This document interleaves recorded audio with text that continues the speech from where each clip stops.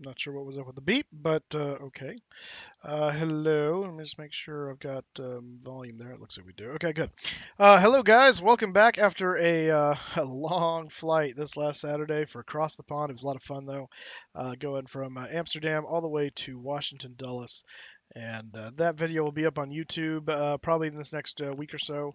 I have kind of a backlog of them. If you'd notice, I've been pushing them out one day at a time. And So we'll get to it eventually. It is on Twitch as well, obviously, so you can go back and rewatch on Twitch if you want to pick up any highlights or anything. That is available there, as well as the Q&A stream. So if you missed that, you can go back and watch that on Twitch as well. It's on the video library there, and you can do that. So first of all, let me say hello to everybody. Captain Tim was the first one here. I think you just win respect. I don't know. Uh, We're and number one. you're number one. That's right. Well, you sound very boomy and bassy. Talk again. We're number one. Yeah, you're really hot today. Okay. It's Uh, all about that bass, oh No nope, never trouble. mind. Nope. That's all me. Never mind. Talk again. Test 1, 2, 3, 4. There we go. That's normal. Yeah, I just realized I had my my desktop speakers on, and it comes through there if I don't turn them off. So, okay, Oops. that's much more normal. And now we all got crypto singing. I'm all about that bass. So that's awesome. Anyway, so hello, Captain Tim. Hello. Let's see. We got Kelsey in here, David, Sean McConnell, and in TeamSpeak, we've got Crypto and Kramer, as well as obviously Captain Tim and Sean. So welcome to you all, and we'll we get going here. You'll notice nothing's running right now because I was just kind of trying to tweak some stuff. I haven't really I've only streamed X-Plane once, I think, if I recall correctly. It was quite a while ago. We used the MD80 and just my first kind of impressions with it and trying to get it. Since then, I've gotten a lot more comfortable with it. I've gotten my settings and my buttons all mapped out so I can switch to it at my leisure. And every once in a while, I'll hit a wrong key because I'm kind of used to P3D, but I tried to map them as similar as I could, just to try to avoid any nonsense. So we're going to get in here in a second. I was just doing a little bit of flight planning here. We are going to fly the FlyJSim 727. It'll be in FedEx livery because the only freight liveries I have for it are FedEx and DHL and White and Pearlator, I think, or something like that, which sounds like an oil company to me. Anyway, what we're going to do, and let me bring this up for you. Status. Nope, that's not the right one. There we go. Tablet on. Okay, so this is we're looking at right here. This is um, Charts Cloud, or yeah, Charts Cloud through Navigraph. We're going to be taking off from Fresno just because I can, and we're going to be flying down to San Diego. So a little short hop, get our feet wet with the 727. This is not my first time flying it. This will be my first time flying it in view of Captain Tim, so I've authorized him to give me any tips and tricks and hints that I am obviously doing wrong or what I should be doing differently. So I shall beat you across the head and shoulders. yes, I assume the clipboard will be flying furiously, so we'll just be ready for that. I've got my ointment ready for afterwards, so I can soak and Anyway, anyway, so this is Fresno right here. Now, reminder: the 727 is an old aircraft. She's an old bird. And the FlyJSim one, you can get a Civa INS for it. I don't have that yet, but you can get that and use an inertial navigation system with it, the old style where you put in the coordinates and the whole thing, which is cool. Um, but beyond that, the basic 727 comes with two options. Basically, is nothing, or a FMS. The default XP11 FMS can be loaded into it, and you can use that. That, however, is cheating in my opinion. So we will not be using that. We'll be using the nothing, which leaves us with the VORs and NDBs and the ADF radios and the whole nonsense. So we're flying slant alpha, which basically means we don't have the capability of doing RNAV. And so when I'm doing my flight planning, obviously SimBrief doesn't know that that's the case. So I have to go in and do some edits. So it already tried to give me the Comics 1 arrival into San Diego. That is an RNAV arrival. I cannot do that with the 727 because I won't know where I'm going. I'll just be making it up.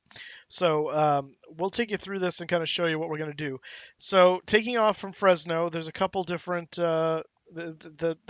the departures out of Fresno actually are very simple. I'll show you real quick the SIDS.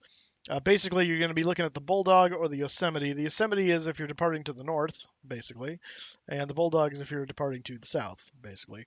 We are going to the south since we're going to go to San Diego. I would assume, I haven't looked at the weather yet, but I would assume we'll be going off on runway 29, which would be 292 out here. And basically, it's you fly and get vectored toward your exit VOR here. The difference with the Bulldog as opposed to the Yosemite is you've got this little guy in here, frame.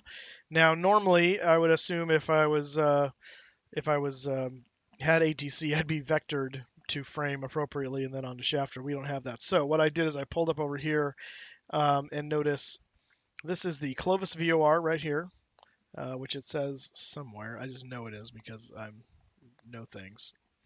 Actually, I don't see it labeled. It's probably because I'm in low. I bet Clovis VOR shows up under high. Or it doesn't show up at all. Okay, I'm not sure where its label for it is, but I know that's what that is because I live here and I'm aware of it. It's 11290, I believe, is the frequency for it. CZQ is the identifier.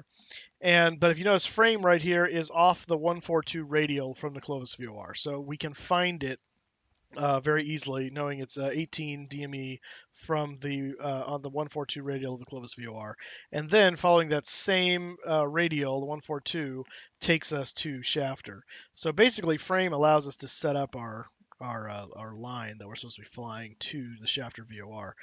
Obviously, at a certain point, we will switch over and receive from shafter, and then we'll be flying the 324 radial off of shafter approximately. Um, so that is the plan. We'll get down to Shafter. From Shafter, we go to LAX. And actually, I think that was the next one. I don't know that I'm actually going to go straight there because we're probably going to follow this jetway.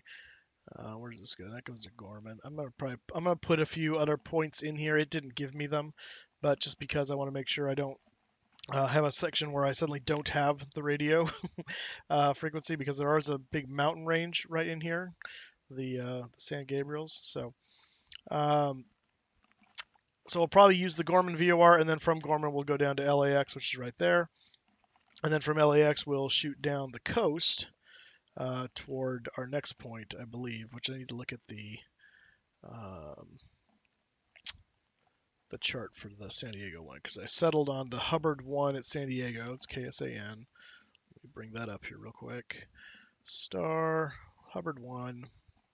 So from LAX, we will fly down toward Hubbard. And again, we can find these fixes because they are radials and distances off of VORs. That's how it works when you're doing slant alpha and you're not doing the FMC. So, so Otis, for instance, is 43 miles on the 118 degree VOR from the LAX. 16 nautical miles later is Hubbard. And then 11 nautical miles later is Cardi, which is where we will turn and we will intercept the 320 radial off of the Mission Bay VOR right here. And that should happen at 18 DME no, sorry, not 18 DME. I think that is 5 plus 8, so that would be 22, 23 DME from the Mission Bay VOR and whatever this all adds up to be from the Los Angeles VOR. That's how we know we're in the right spot, and then we turn. Now it'll say at the Torrey fix, that's where we expect to be vectored to our final approach course.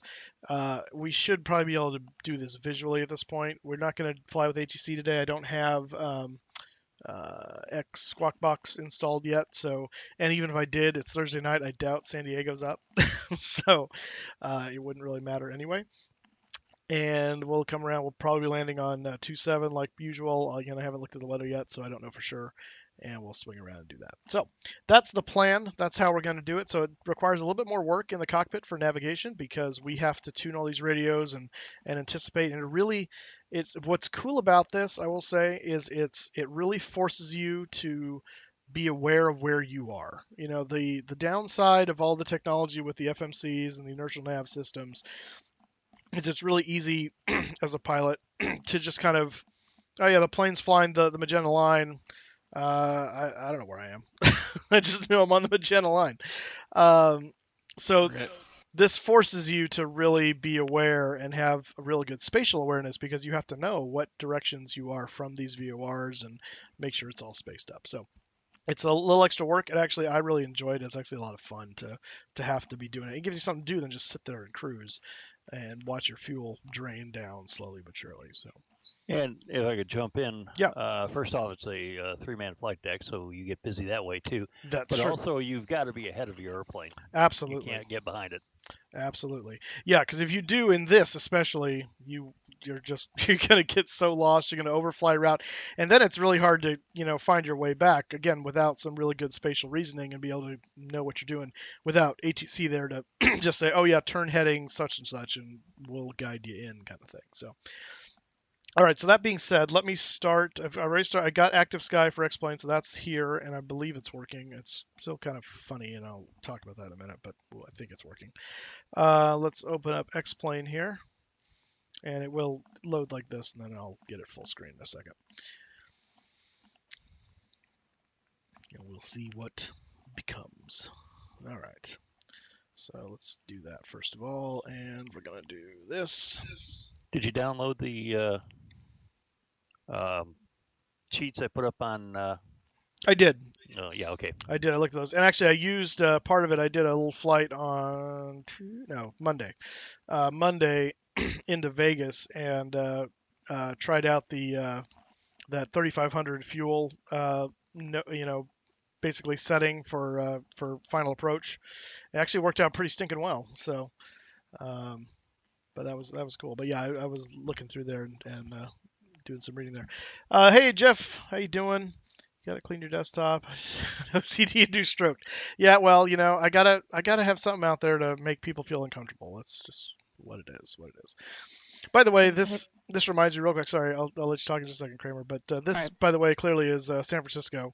Now you notice I read only someone posted something about the Air Canada flight that tried to land on the taxiway at San Francisco, and I was reading the NTSB, the kind of summary, and they were talking about how one of the contributing factors had to do with the fact that the NOTAMs were just full of whatever, and they missed the fact that the runway 28 left was closed. Never mind the fact that it was in the ATIS that it was also closed, and they had turned what they'd done is they had turned the lights off, and they had one of those big X's right there, so it was unlit except for that X. And so they mistook this runway 28 right as 28 left because they saw this and these lights of the taxiway here and assumed this was 28 right and lined up on that. I don't know how looking at that and that, the light. I mean, because they've got the big old landing light stuff there on the approach path. I don't know how you do that, Air Canada, but okay, I just had to point that out. Is that actually? I thought that was Seattle. No, I'm pretty sure this is San Francisco. The way this is laid out, there's a bay here. There's the big old factory. There's the Yeah, okay. hill right there with the stuff. I'm pretty sure this is Frisco. It's kind of, I mean, it's hard to tell for sure, but I'm pretty sure. Um, and you've got looks like runways crossing this way too. Yeah, you do. So, okay, so new flight. That's what we're gonna do. We're gonna use FedEx. We're going to customize. This took me a little while to figure out where all this stuff was. We will be at the air freight ramp. I'm gonna put us there. Yeah, I'll put us there. Confirm that. Let's see. The time of day. Let's go to the real time Evening. of day. Well, real time, which is 5. No, why does it think it's 5? What is wrong with this thing? I just said use my time as sim time. My time says 6:19. That says 17:19. That is not correct. What is wrong with this thing? April 5th. No. Try that. There you go. Dumb thing. Okay. Where are you getting your date and time from? Customize the weather. So the weather is we have to load from the custom Be right back, guys. METAR. All right. Custom METAR here, and we do that. Best I can tell, and it doesn't work. See, this is what it tells you to do. This says X-Plane's connected with Active SkyXP. It says to load from that custom METAR file. But if I do that, now I can load the If I do the winds, I bet it'll work. Nope. See, the only way it works for me is if I do match real world conditions, but then it downloads from its thing, and then when I do this custom METAR thing, now see these are updated, and there now I guess it changed something. But even then, the stuff is not quite the same. Like the barometric pressure is 2997, and in Fresno, what am I showing current conditions on active sky? KFAT, usually it's off a little bit. That says You have to 2996, so select that's, both the METAR and the winds. well, you can't. You can only load one. So I don't understand what it feels like. There's a disconnect here because this will even then show off by a few degrees temperature and a few degrees on the baro than what Active Sky X says current conditions at the airport I'm loaded up at are. So if someone has more experience with Active Sky X, I'd be curious to know if I'm doing something wrong. But from the videos I was watching on how to load this up, that's what you're supposed to do. So Yeah, you're doing something wrong. I'm sure I am. So it would be helpful if they had a more in-depth how-to. So whatever. Anyway, or make it more intuitive, like in P3D, where you just turn it on and it goes. What a thought. All right, so we will start the flight. Starting the flight. Put a MAGA hat on your pilot, and if you are in San Fran, the program will revolt against you. Yeah, probably. They'll probably try to beat me up like Jesse Smollett.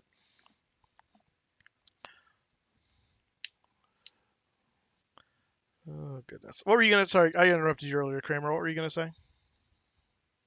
Oh, never mind. All right. So what is our flight for today? Well, so far it's going to be Fresno to San Diego via the 727. Hauling a little bit of freight down to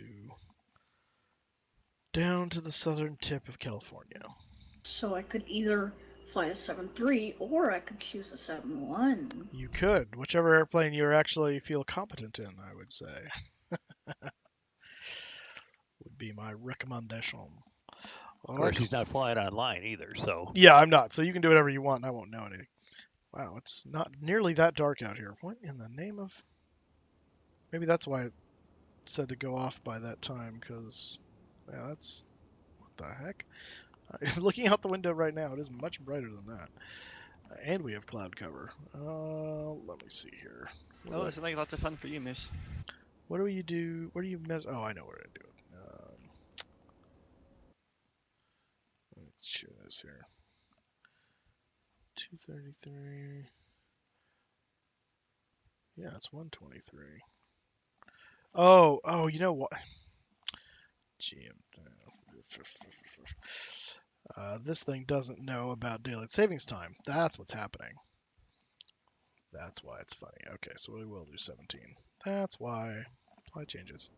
Hey, there we go. That looks more like what it should look like at the moment. Okay, so here is the cockpit of the 727 by FlyJSim in all its glory. All the power is off at the moment. And we go outside the airplane and check out where we're at. So the main terminal for Fresno is right over there. And it's a very fancy looking tower compared to what we have actually have at Fresno. You can actually kind of see that security bank building down there. That's kind of cool. Let's see. So this cargo terminal, that building doesn't really exist there, but that's okay. There should be a big building right there. That is the Gap Distribution Center. But, oh well. And my house is somewhere up way over there. And that's a Army Air Guard base up there. Okay, so let's get going. Question for you, Tim. Is there any way to open any of the doors in this thing, or do they not modeled to open? Yeah, there are. They are? Okay. Because I tried setting a button and I couldn't figure out how to get anything to open. No. Go to the back of the airplane. Going to the back. Okay. Let me know when you get there. I am there now. Okay, forward of the tail skid right there. Stop. Uh-huh. Shift F1. Shift F1. Same time. Oh. Ah. Look at that very. I love that they do that and you just see through the fuselage. It's FedEx. What do you expect? That's awesome. Interesting. Okay. Shift F1. But I haven't seen anything for the side doors. Yeah. Okay. Interesting. All right. Well. Okay. I'll take it. I'll take it. All right. Well, let's get back on the flight deck here. All right. So before we start going over, actually, before we do that, let's load up the aircraft. So let me finish the flight plan here with sim brief, Bulldog 3 frame, EHF, LAX, and I'm gonna put Gorman in here too. GMN. There we go. And it's not gonna like the route because stupid thing. Okay. No, what else did it kill? Nothing. Good. Okay. 0 auto. Okay. That will do. Generate OFP. Yes. All right. I'm gonna wait for it to give me the random loadout so I can load the aircraft here on the. I'll show you how the load master works for this thing. It's kind of cool. I actually purposely loaded it funny one time just to see if the nose would tilt up and sit on its tail, and it does if you do it right. Okay. All right, so we got it's given us 52.9 for the cargo. Let's see if that's something I think I tweaked this so it could do what its maximums are. Let me see here. So this little side menu over here, if you can see where my mouse is, you got some takeoff data, this load manager, weight and balance stuff, options, and I'll go over that in a moment, and then the maintenance system. I do have the maintenance system turned on, which means we can get failures. I actually have had, it's pretty cool actually, bulbs will go out and you can replace them. Your engines can stall, like compressor stall. I actually had a compressor stall on reverse thrust when I was landing in Vegas. I only caught it in the replay, and I went back and watched the N1 gauges, and sure enough, they're flapping around as that thing backfired out the back. It was pretty cool. And then you actually get a little checklist there if you want to do that too. So, all right, so we're going to do supposedly 52.9 thousand pounds of cargo weight, and I'm trying to see how. Let me see here. Ooh. Okay, we'll do that. It's 45. We can put some down here. Can we even get 50? I don't know that we can.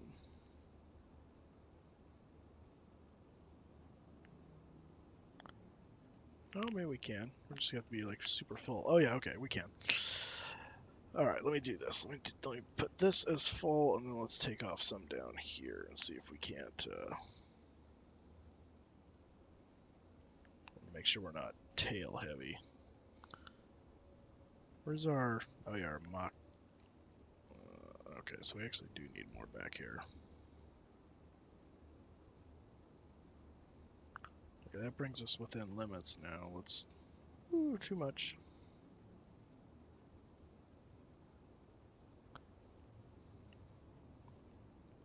$51.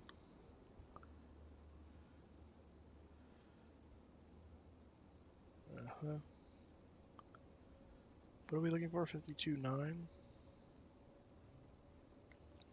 Oh, I'm looking at the wrong number. I'm looking at this. Where's my total weight? Empty weight, main cargo weight. What are you looking at? Zero fuel weight. That's what I need to be looking at. I'm looking at the wrong number. Okay, now I know what I'm doing. Kind of. What's your problem? Well, I was looking at the wrong number for payload. I'm just trying to. I kept looking at the main cargo weight alone, and then wondering why I wasn't moving when I was doing anything on the lower cargo hold because it's not the main. Imagine that. Okay. Yeah, I'm not a big fan of that light-colored index line for the You for- aerodynamic cord. Yeah, I know. It's really hard to see a little bit. That's kind of annoying. Let's see here. 52. 155. Okay, I keep looking at the wrong thing. 152.8. That's pretty. Zero fuel. I'm still doing this wrong. Okay, you know what? I'm starting over. I am starting over. Because you know what I should have been doing? I should just be looking at the zero fuel weight number. 144.7. That's what I need to be aiming for. And then I'll just watch that. So that's 141. That's 146.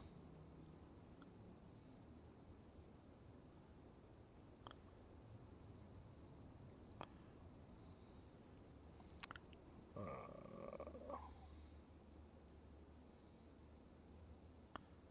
144.3. 145. These all the same amount weight? Yes, they are.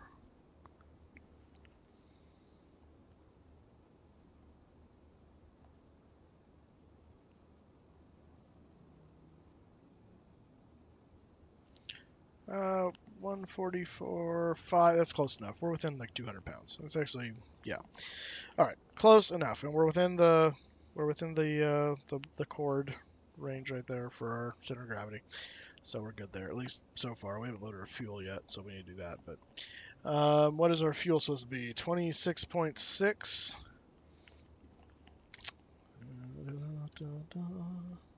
So I found something out about the 727 recently that I never knew was actually a thing. Okay.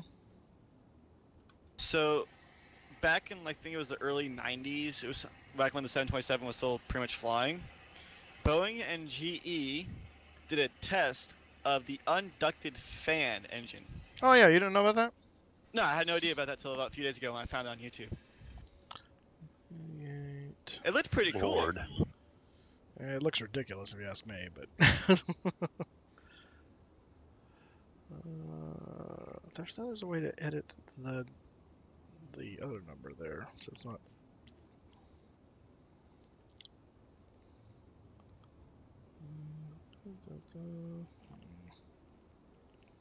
All right, you know what? Just go down.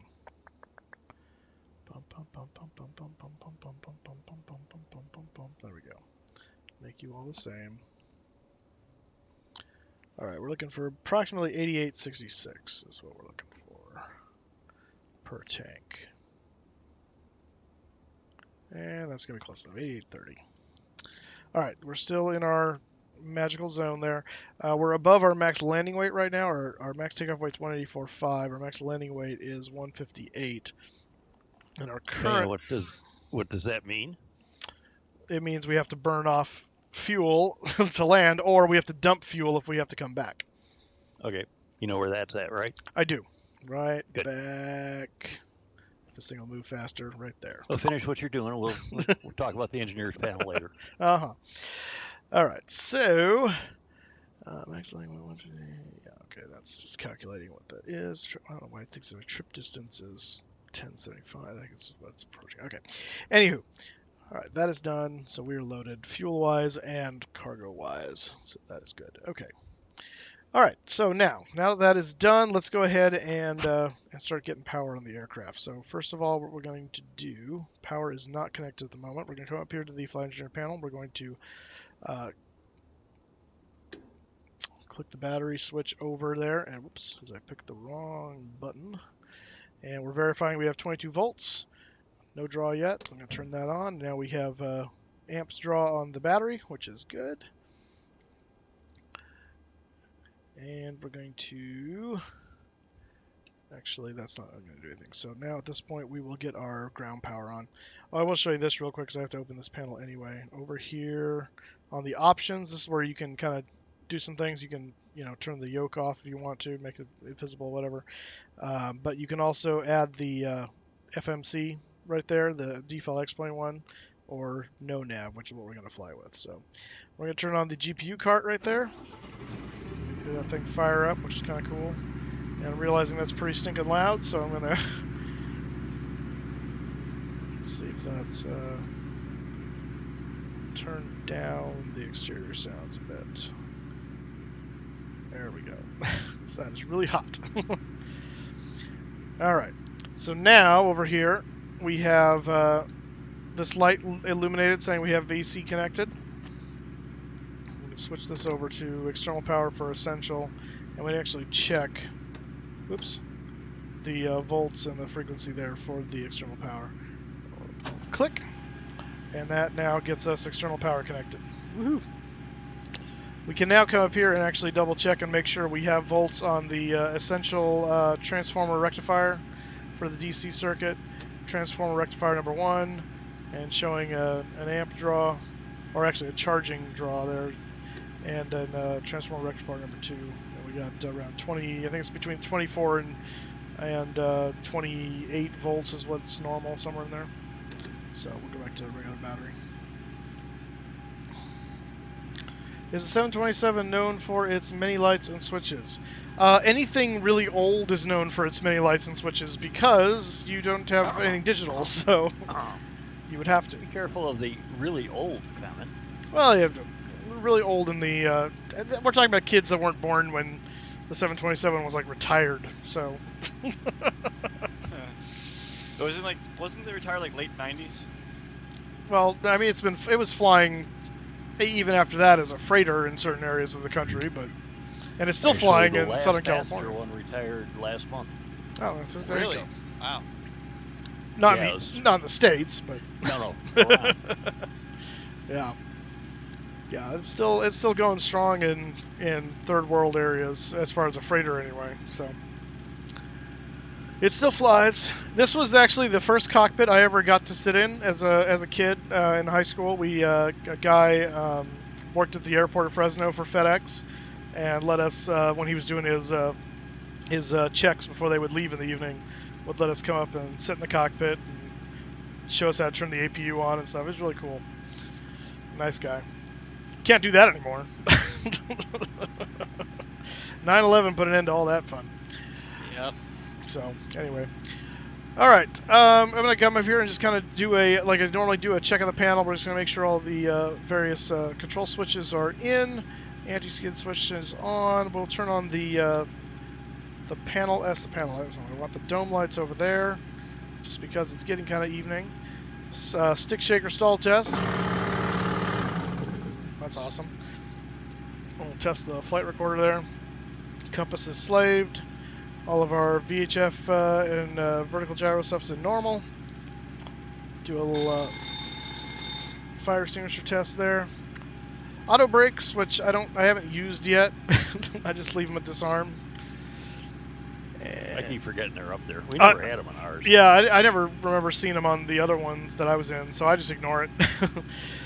Emergency exit light test. We can put this to on and just make sure that that exit sign back there illuminates. It does. That tells us it's working. Just And, close the cover switch now. I don't think so. I think I gotta put it up to do it first. There we go. Yeah, if it's an off, then it will arm when I put it down. But Right. let's see. We come up here, and all these guards are closed. Alternate flaps are not on at the moment. Compass is slaved. We'll test this little guy. We got a little reading there.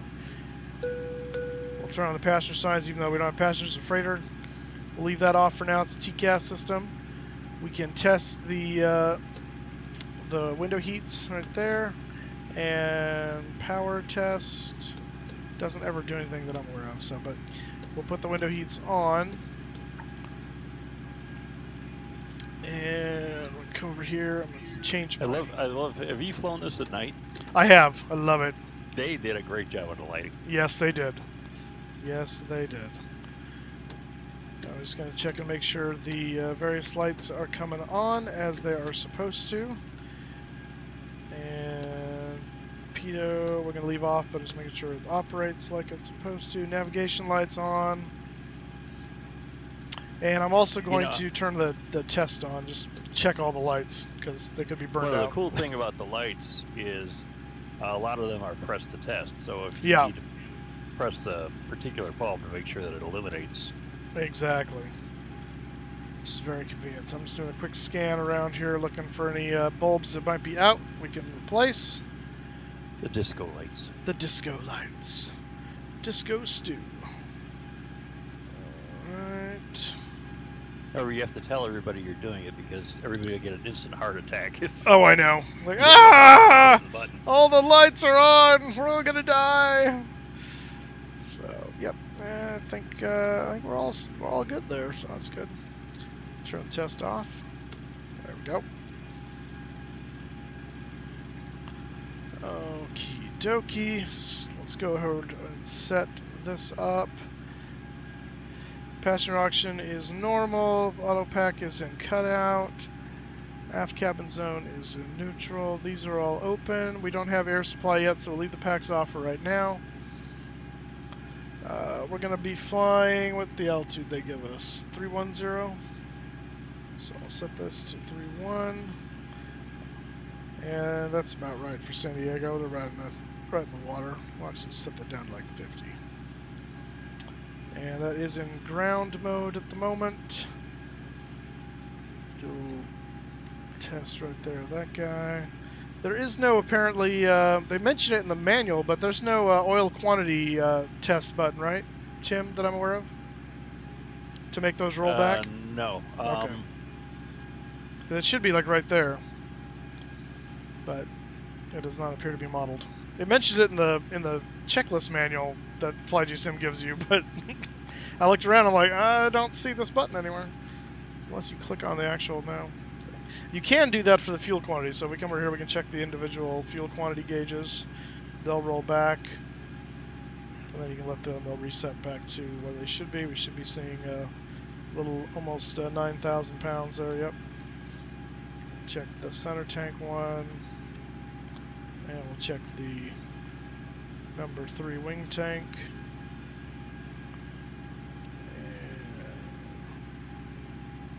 And don't be fooled by the gauge. Remember the center tank can hold a lot more fuel, so it's got a lot more option for. It looks like you have a different quantity in number 3, but it's actually, number 2, but it's actually the same. It's just a different scale, so don't be fooled by that. And remember, if you have more in the center tank, you want to burn the center tank out first before you burn the wings. That is correct. So today we have them all the same, so we're going to leave the cross feed alone. They're just going to burn tank to engine. And we'll be good. We'll check the fuel heaters, make sure the valve kicks on and back off. And for those of you who've never seen it before, the blue lights mean a valve in transit, which means it's going from closed to open and open to close, and will extinguish when the valve matches the switch position. That is correct. All right. Leave the brake interconnects on. Oh, leave them on? Okay. Because you're only going to get B-side hydraulic power. Yeah, well, until I get the... Are you talking about the ground interconnect or the hydraulic brake interconnect? The ground interconnect on too, but you were over by the brakes. Yeah, okay. Yeah. Got it, okay. Alright. And I think that's as set up as I'm going to get for that for the time being. I will set some lighting fun here. You got external air on too? I don't at the moment. I'm going to turn the APU Okay. on in just a second. Set that up for right now, and one of these... External lights? What was that? The nav lights are on, yeah. You got power on the aircraft, so you should have at least the nav. Yeah, the navs are on. And wing lights on. Yeah. Oh, wing lights too? Okay. Alright, wing lights now are on as well. Coolio. Alright, let's go ahead and start the APU and get that fired up, and then we can get the air conditioning all set, and then we'll get the final stuff all loaded up here. So for the APU, we go start on there, and we got to hold this for about 3 seconds. And before I do that, actually, I'm going to do a fire test. Reset that. Alright, that's working, and we will go 1, 2, 3, release. Pretty much if you get movement on the EGT. tachometer. Yeah. And also when you do the fire test, you want to let people know you're doing the fire test because the fire bell is repeated in the nose wheel well. Oh, okay. Good to know. So it scares the ground crew Got it. when those things go off.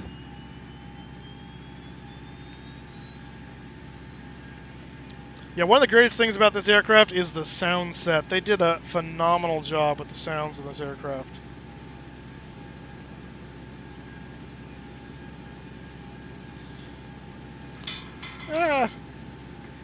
Knocking things over.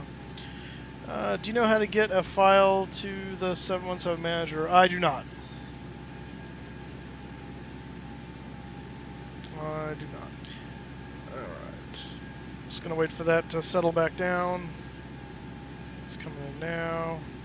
All right, then we'll close the generator field, and that will switch off. It'll automatically disconnect the external, so we'll switch over to essential power for that now. And we'll change this over to APU. And now we have air, so, or at least we will in a moment. We're gonna, oh no, that's the air, that's the packs. So the packs on, Gasper, fans, and cargo heat normal can come on. Those will take a second to ramp up.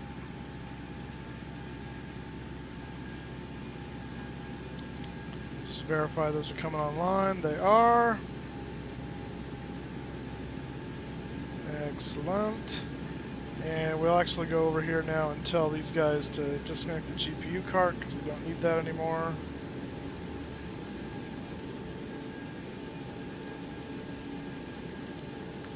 Excellent.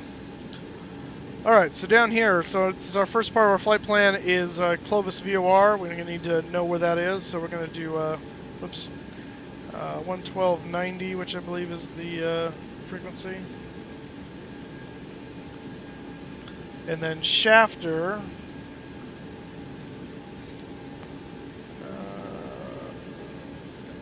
okay, Star, nope, Sid, thank you, Bulldog. Shafter is 115.4. So we'll set that up as number 2 here, ready to go, but I'm also going to set it up over on the number 2. As a reference.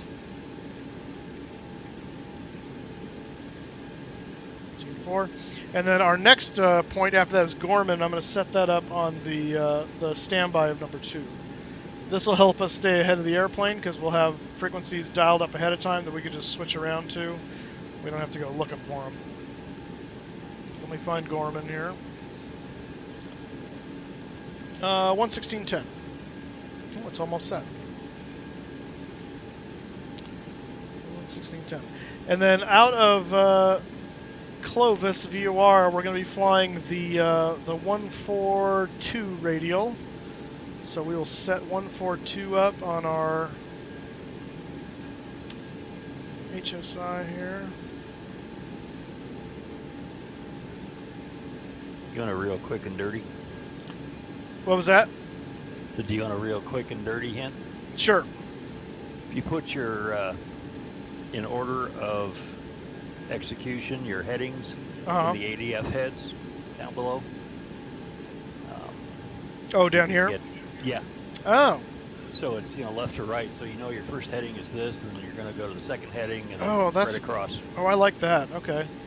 Yeah. So let's see. This is 14. Oops.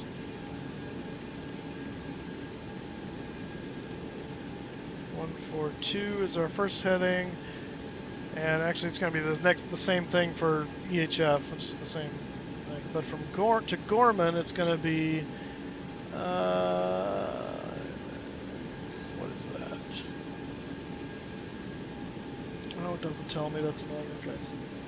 It's the opposite of 330. What is 150.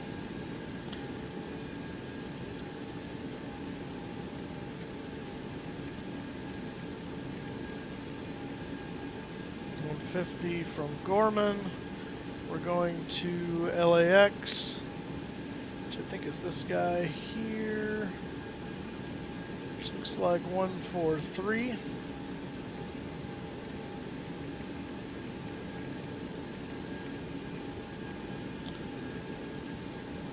And from LAX, I gotta pull up the arrival for KSAM.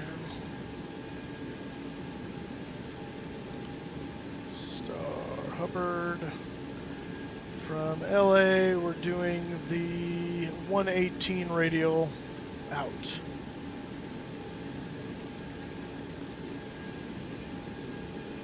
Cool. I like it. Alright, so we come over here, we can do, this will tell us based on the flap setting.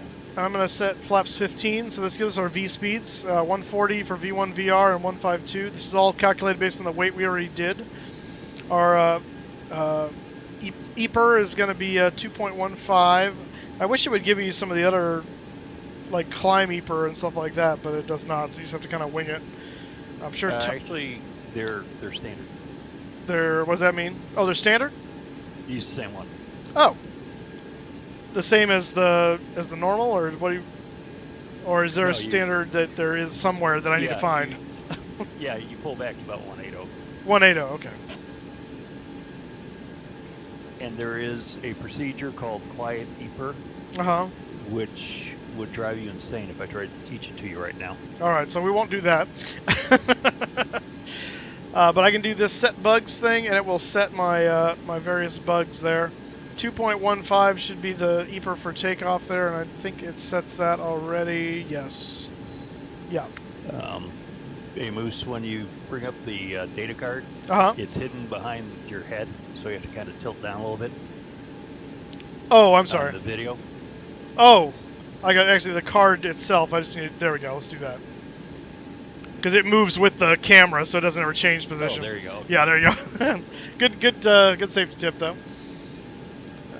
Stop that. But also on there, you'll have your ATIS data as well. Yeah. And normally, the flight engineer would fill that out with a grease pencil. I'll tell you about the grease pencil later. Okay. And place it forward of the thrust levers. Oh, okay. It's saying 2995. I don't remember that being the thing, but I'm going to double check it. Well, if you know the field elevation, set that in the altimeter and see what it says. That's true, but I want to see what it's saying it should be, just because Fresno Air Terminal still trying to Information detect Echo. the... 100 Zulu weather. Oh, 2906 Wind is light and close. variable. Okay. All right, be quiet.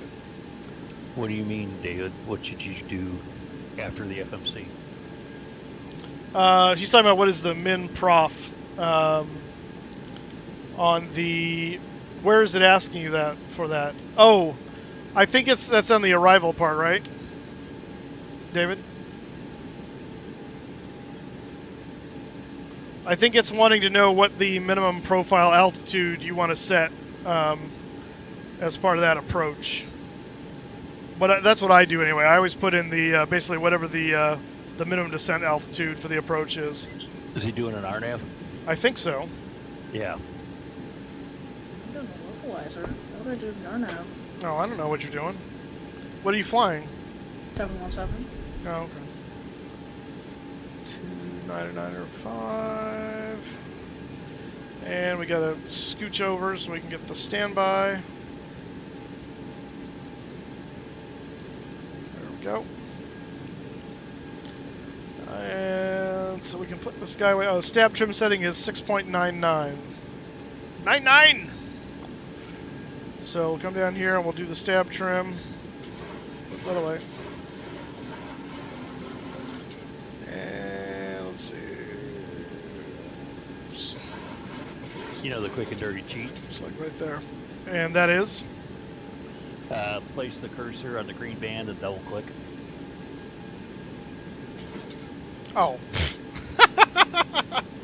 Well, that's good to know. In case I'm ever fighting MCAS. MCAS. All right, so we're going to be flaps 15. We're going to we need to push back, so we're going to use that fun little Better Pushback app to do that, and we'll get that set up right now, real quick. So pre-plan our pushback here. So that's where we're sitting, and I'm going to have it push me back yonder, and then I'll have it come back to. I think I had that. Can I? Yeah. Let's see. I went back too far. X, push back. Okay. So go back to about there. There we go. All the way.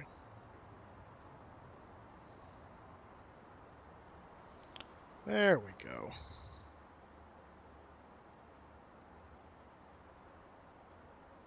Go there, and that's good. So we just say enter accept plan. Ground to cockpit. Plan acknowledged. Call me through the menu when you are ready. Alright. Now I believe what I can do is there's a button up here, the ground call button I think I can push, and it will, right there, and it will call them to start.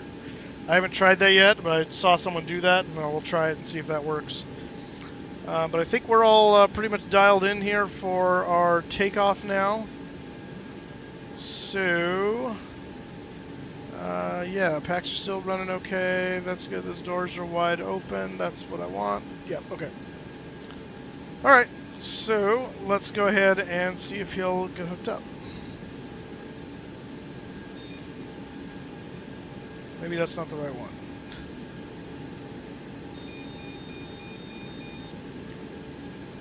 Maybe it was a different aircraft I saw that, or it was a different button. Yeah, it must be a different button. I'll have to look at that later. Start pushback. I suddenly wish Ground to that's cockpit. how Tow is driving up. we could do planning our pushbacks with a P3D. Oh well. Huh? Having that pushback map, how you tell it where you want it to go. Uh-huh. How we should do that for P3D. Better pushback. Yeah, it's a... Yeah, it's...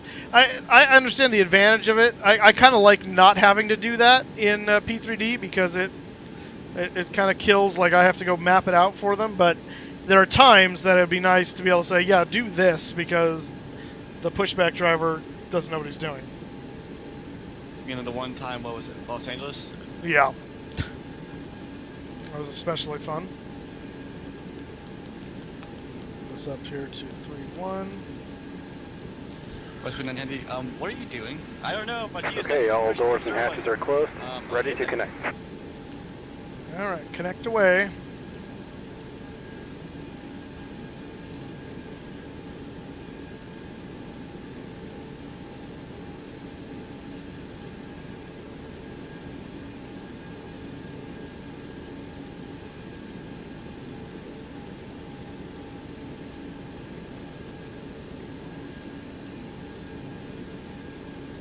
Sun is going down.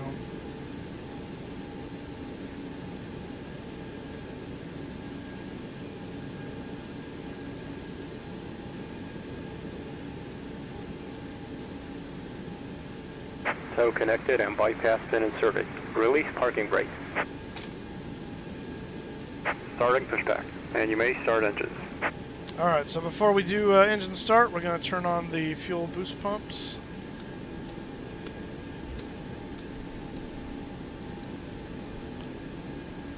And we're moving, so we need to also turn that beacon on. And pack's coming off.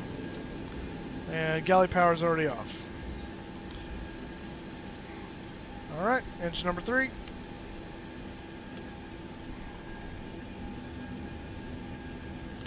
And we're going to watch that get right about to 20% on N2, and then we'll introduce fuel. Hey, Kevin, how you doing? What are you doing? What are you talking about? Did I miss you turning on the fuel pumps? You did. Okay.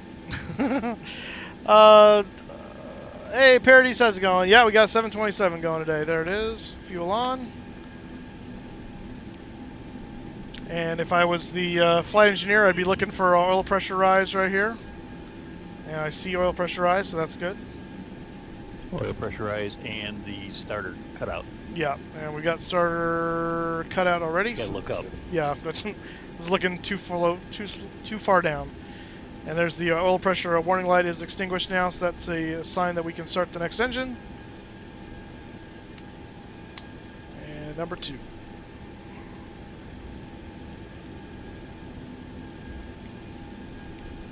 No, the 717, the FMC itself is so complicated. Oh, hang in there. You'll get the hang of it one of these days. It's just learning a different paradigm. It's really not that much more complicated. It's just laid out differently. Don't give up. Never give up. Never surrender. We got oil pressurized there. Watching for a starter cut out. Operation complete. Set parking brake. All right, parking brake set. Disconnecting tow. Stand by. Wait for the number 2 oil pressure light to go out. And it is out. And we'll start number 1.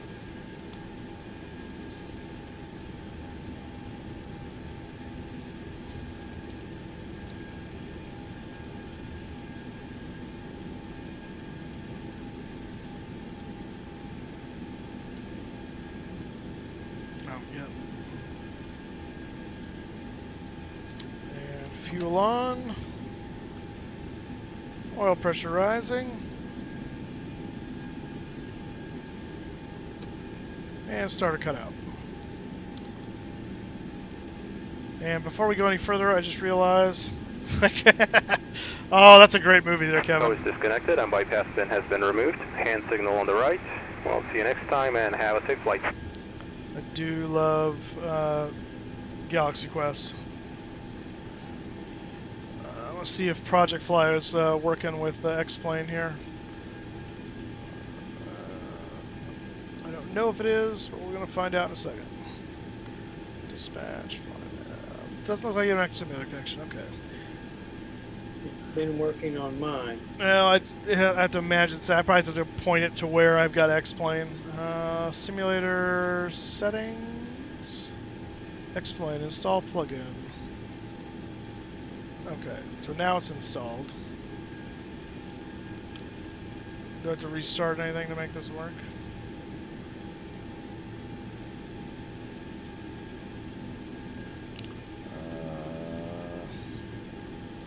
What? Restart Project Fly. I'm just trying to get Project Fly, see if it'll connect. I may have to... Oh, well, that's not going to help.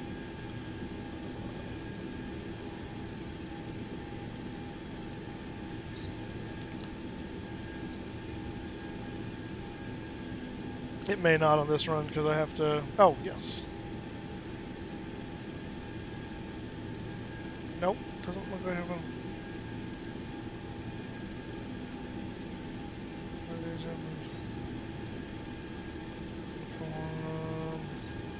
Yeah, I'm guessing I probably have to restart X-Plane with the plugin connected, so that's fine.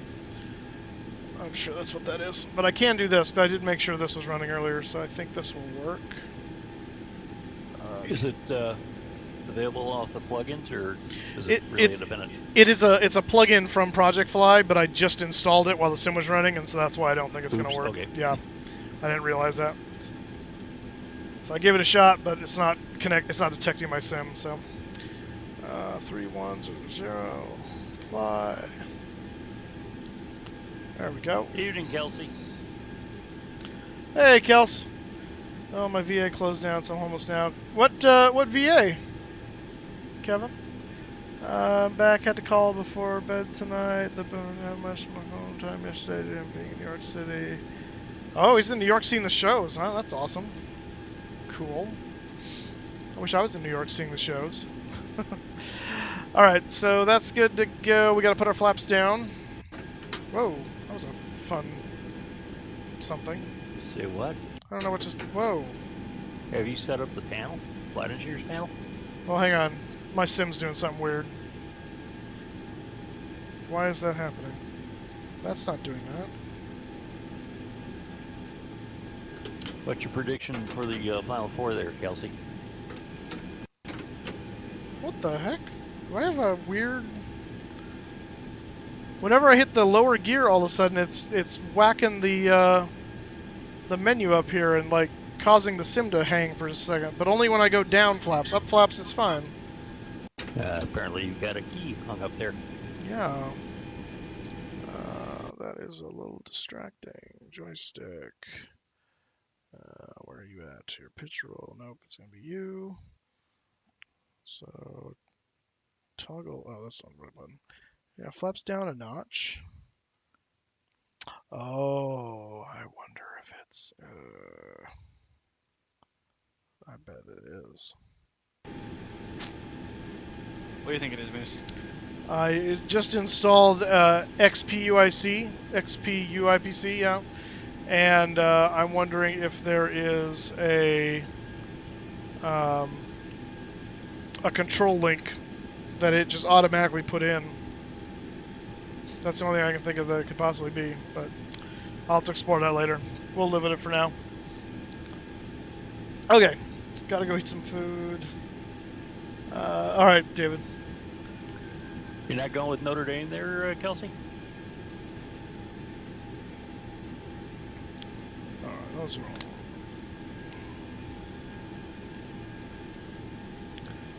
That's back on. Okay, So we got to get our generators set up here. So Tim, here's what I'm going to request from you for your guidance on synchronizing the generators. So what is the procedure?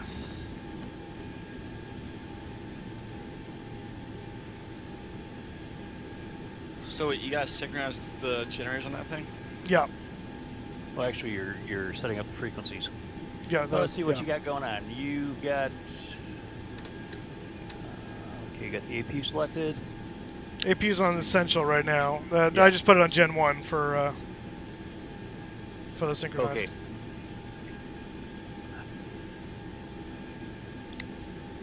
Well, let's synchronize 3 first. Okay. Just because you can see it snap behind your head.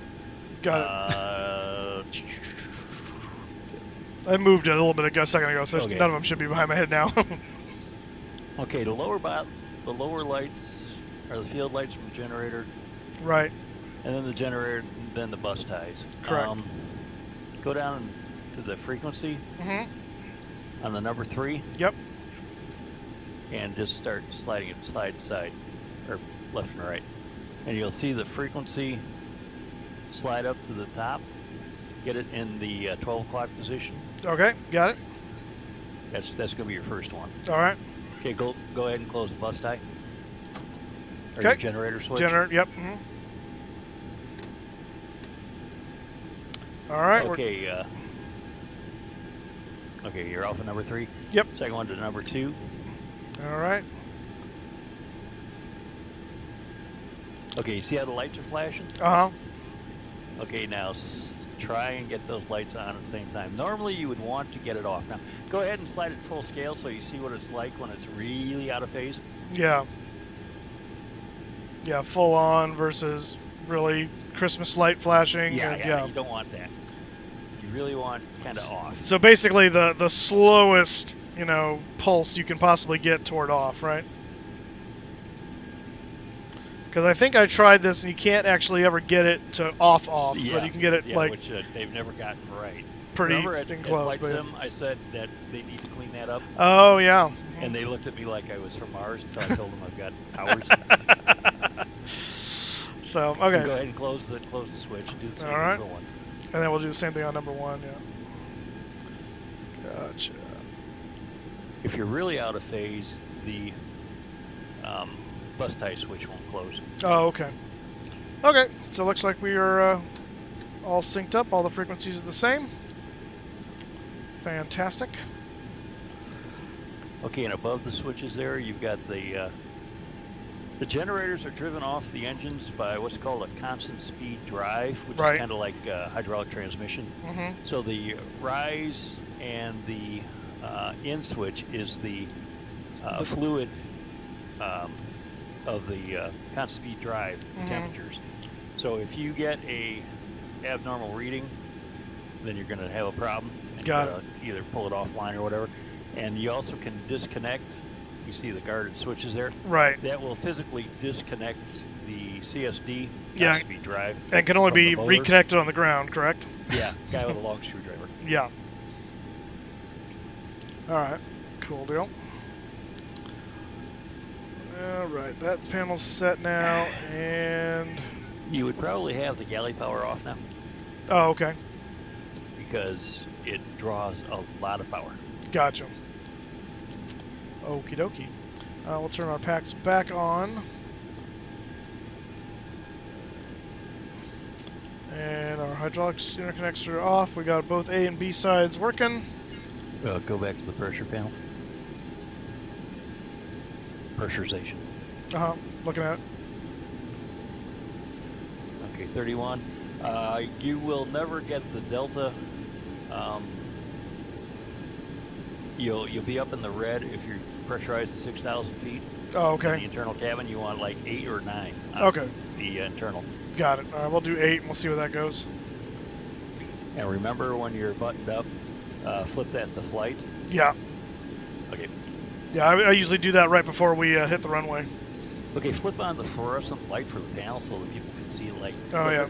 It's cool. Yeah, there you go. It is a cool, cool feature. I'll leave that on until we get to the runway. Okay, and then underneath the light rotary switches, Uh-huh. when you go to the captain's position, get back to flight instructor. You done. Sorry, I'm staying here. Um, You paused. You paused you too see long. you see the lights there? Yeah, go ahead and press that. Yeah. But you see the tail skid? Uh huh. If that stays in the down position, one thing, you busted the cliff, you had a tail strike. Okay. But it is a 15% per hour fuel burn penalty. Oh. So it does take a bit off your fuel burn. So be Does careful that- if you end up with that. Does that go up automatically when you raise the gear, supposedly? Yeah, it does. Okay. Got it. Unless you had a gear strike. Unless you, Or yeah, a tail strike. yeah. Okay. All right, good to know. Anything else before I switch back to the captain's side? So you got the interconnects closed, you got the brakes closed. Mm-hmm. Both A and B systems are on. One thing that, if you're flying up north, being single pilot, Uh-huh. you want to take a look back every once in a while because you will get the fuel heat Yeah. lights coming on, saying Mhm. that you're getting ice in the oil screens, Right. and you turn those on, and that will cycle hot oil through the filters Mm-hmm. to heat off, to get rid of any ice that builds up around the fuel filters. Gotcha. When the lights come on, basically it's unfiltered fuel going into the engines. Yeah, it's bypassing around it. Yeah. Okay. Not good. Not good at all. Go to the right and show them the fuel jettison. So there is the fuel It's jettison above the panel right there. Yep, the Yeah. blue lights here. So open controls if- and main jettison nozzles. And so if you are taking off at above your landing weight, you will want to know where that is because you will want to dump fuel real quick if you're really close to max takeoff weight, Right. especially if you have an engine failure. Yes. Anything else, Mo Capitan? So far, so good. Okay. All right, we're going to start our taxi. So we'll go our taxi light on. I'm going to turn off this panel light because it's going to bug me. And actually, I turn off the dome light too because I don't need that on at the moment.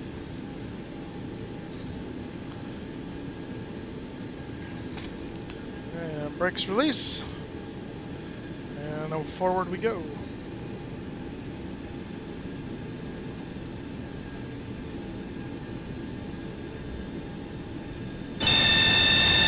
Ooh, that's loud. Okay, I won't do that again. Holy crap.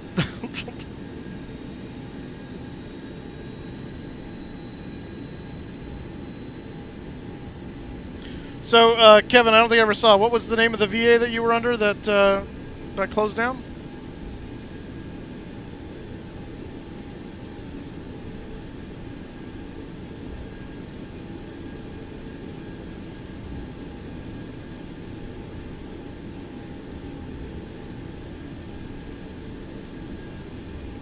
All right, we're going to go to the left here because we're going to go up to 29 right.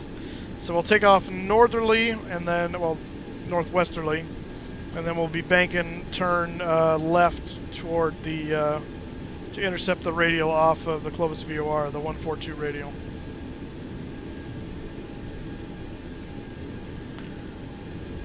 I do like that they got the nose wheel steering right in X-Plane, so it actually does steer with the nose as opposed to just kind of like you actually can turn pretty hard if that nose wheel cranks over like it really would if it was at that angle. It feels like in P3D it's not really turning as if the nose wheel was turning, even though they simulated turn.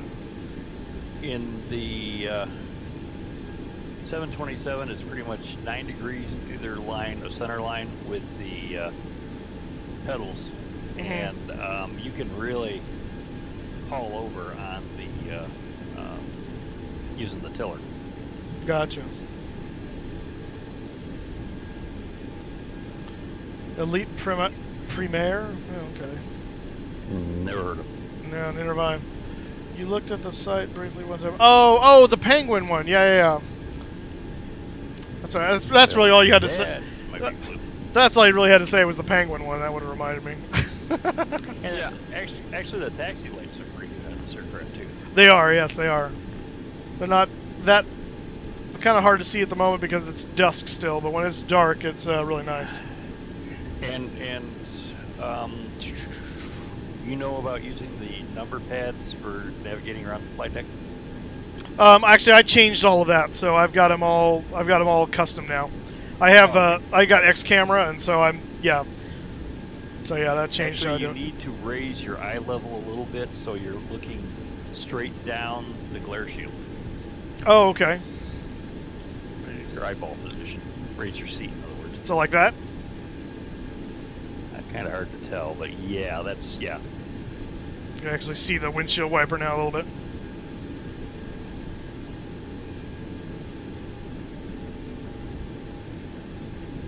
Back in the day, they used to have a rain repellent that was held in a bottle forward of the instrument panel that would spread rain repellent across the windshield, and then suddenly they found out that it caused cancer. So.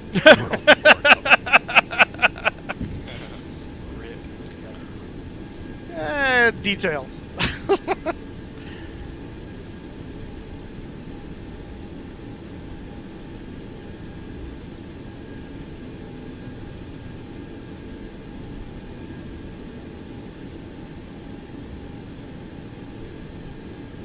Now the normal takeoff sequence is you stand the throttle up. Oh, there's actually a guy here. Who's this guy? Are you online? No, but it's just that X-plane traffic, I think. Oh. Oh yeah, some little... Actually, wait a minute. There are two, and one is like on... Oh no, it's a helicopter hovering over the other guy. Oh, look at this. Okay, this is good. Oh, that's nice. Yeah, so you got this guy here, and then a helicopter hovering. I don't know what they're... I guess they're just going to wait there or something. Yeah, screwed up. What? See this? There's a plane here, and there's a helicopter hovering, probably technically in front of him, but from my perspective, it looks like he's just hovering above him. He's de-icing. Yeah.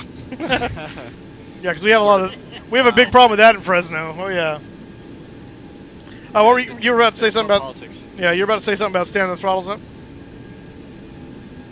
Just stand the throttles up, which means bring them up to about 50 to 70%. Uh-huh. And make sure that the engines are responsive, and then normally the flight engineer captain would call takeoff power, And he'd advance them, yeah. And yeah, but the captain would not take his hands off the throttles because he's the one that aborts the Right. partner. Mm-hmm. Oh, yes, the good old floating helicopter, hovering helicopter. Isn't that nice? When I first got X-Plane, I had that before, and I would wait for it to take off. It never did. Well, I'm glad we decided not to wait.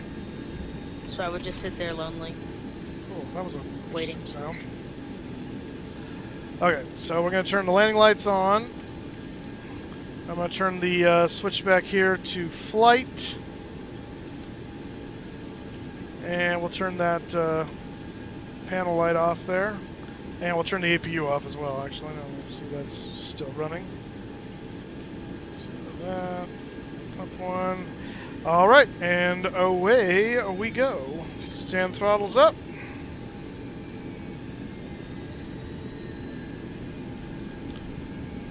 And we'll set takeoff power.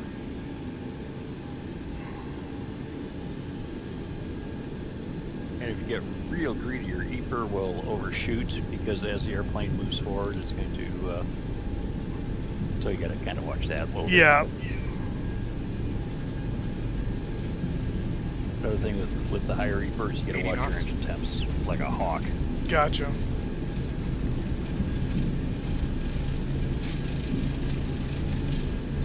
Look at those pretty lights. B1, rotate.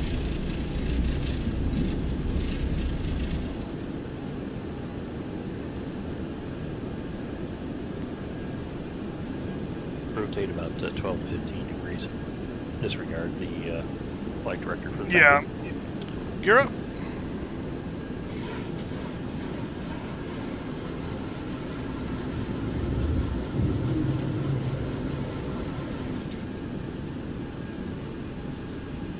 Did I just maximize that guy out? Oh, I did.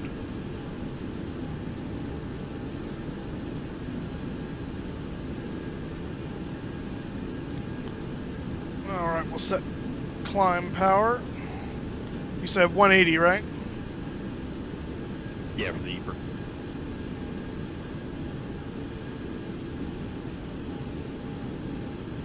Tim, so I take it since you know so much, you used to fly the 72.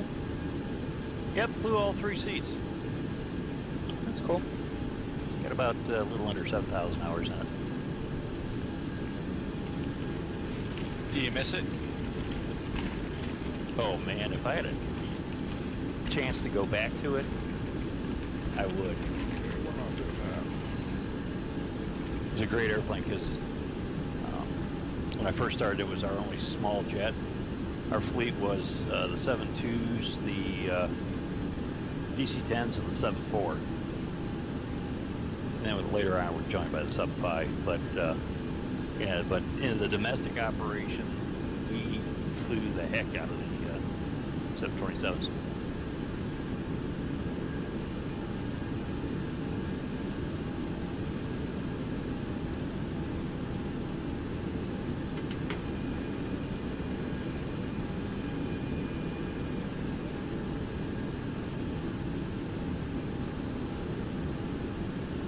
One of the few times Moose doesn't have to fly with all of us in the same room since he has all of us in his ear. I always have all of you in my ear. I know, but some of us you actually fly with. And watch your flap speeds. Yeah. I pulled one of them up already. I'm just waiting for it to hit the bottom bug there. They should be up by the time the bottom bug. By the time you what? As they're accelerating toward the bottom bug, pull them up. Oh, okay. Generally pull the next flaps up when you are between 5 to 10 miles shy of the speed. Got it. Is there a like a shared cockpit for this? Not that I'm aware of yet. They're working on it. They're supposed to be working on it, yeah. So that'd be cool. That would Yeah, be very cool. Your flight director panel, when you get a chance, your pitch, slide it up to the first index. Okay.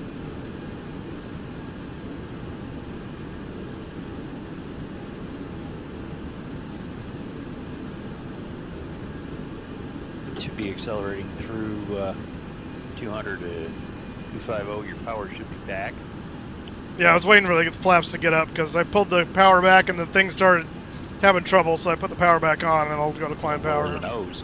Well, I know I was almost not climbing anymore and it was having trouble. So Yeah, no, that's normal. Yeah. Especially if you're heavy. yeah. Which he is. Your profile, 250 below 10, about 284 until you hit Mach 0.7, and then just follow Mach 0.7 all the way up to your cruise altitude, or your cruise. Okay. Yeah, your cruise altitude. The 7.2 has the airspeed pitch for vertical climb if you want to use that and get lazy. Yeah.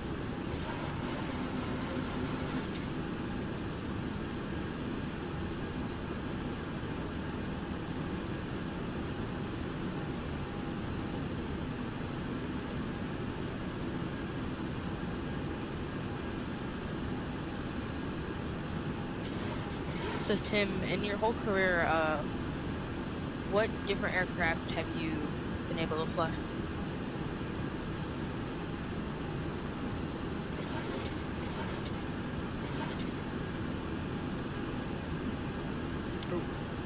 Okay, hang on a second.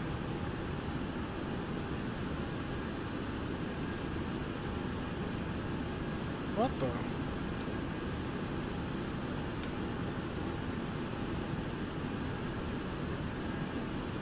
Did you see a UFM? Did I see what? A UFM? I don't know what that means. Unidentified flying moose. I am the moose. Why would I see it? I don't know, texture glitch. Alright.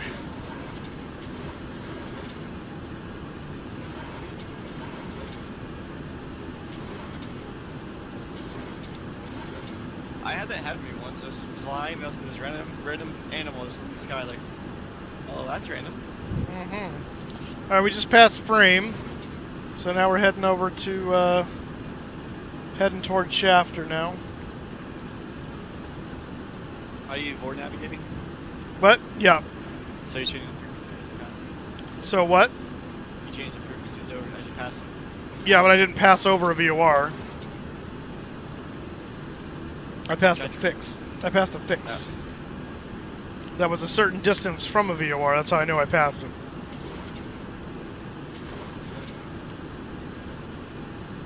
Hi, Kelsey. All right, 10,000 feet, landing lights off. Taxi light off. And we'll accelerate. For some odd reason, my reach stream is not connected to both. It's only connected to my YouTube, not my Twitch for some odd reason. What's not connected to your Twitch? My reach stream. Oh. I'll go check it tomorrow. If you get something you gotta check, you're back.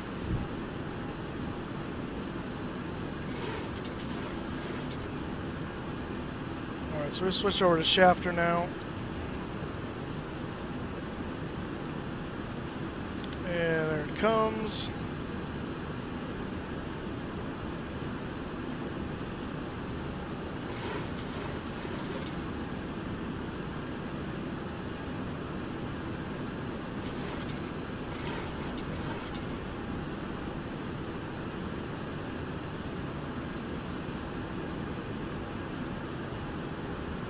William Shafter? No, that, yeah. Not quite.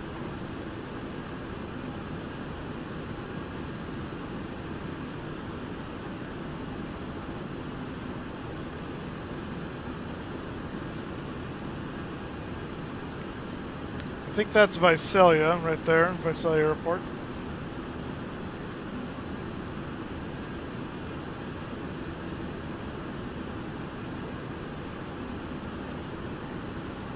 We're about to hit the cloud layer here.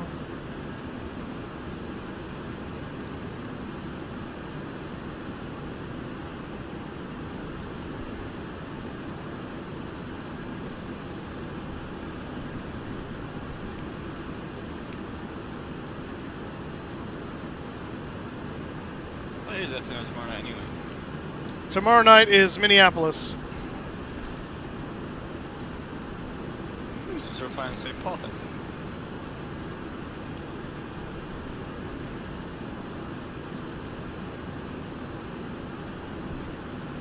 And Moose, you said you think the plan for Saturday is to Anchorage? Possibly, yeah. I'm working on. Oops, hang on, I got fighting some winds here or something going through this cloud layer. So stand by. As far as they don't have the odd amper switch on this. I know, right? Oh no, yes they do. It's down here. They're on. Oh, okay. I almost forgot about those things. And you're identifying the VORs, correct? No, but we'll get to that.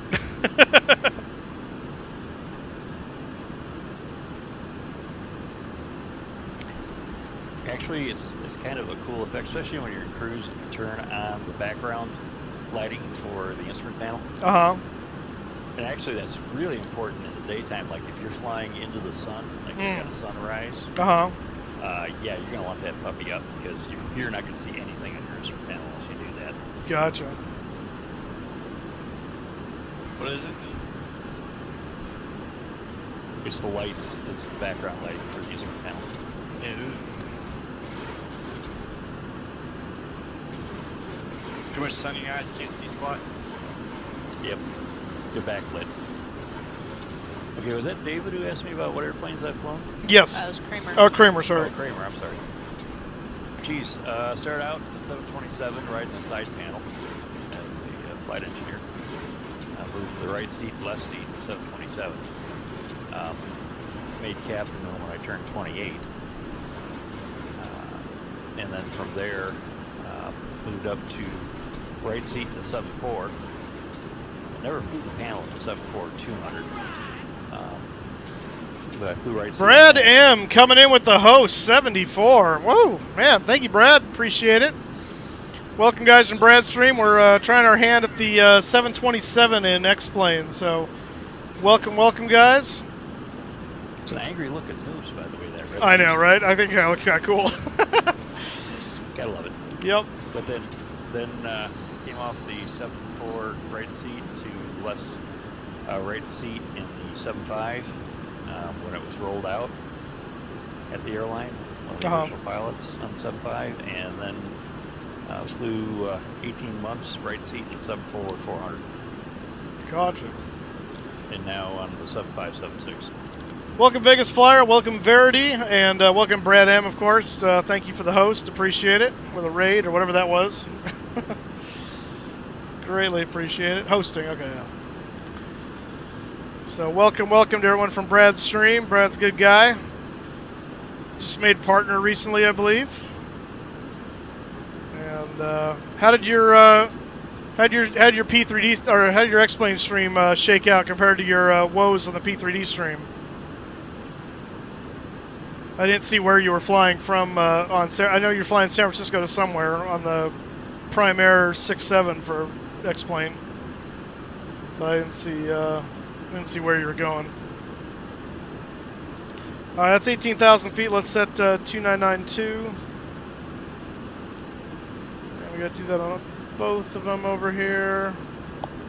Where's that guy? To the right of the horizon. Yeah. And 2992. There we go. Yeah, so I think the panel light you're talking about, I think it was this guy right here, right? Little fluorescent guy. Yeah, the forward. Yeah. Yeah, you can dim that back. Yeah. Your gear should really be off. Ah! Why aren't you turning? I'm singing over Memphis right now, crashing down to the Caribbean. It must not be the same. Okay.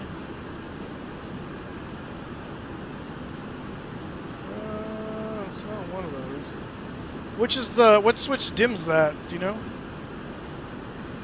There should be a back. That's fluorescent, right? Yeah.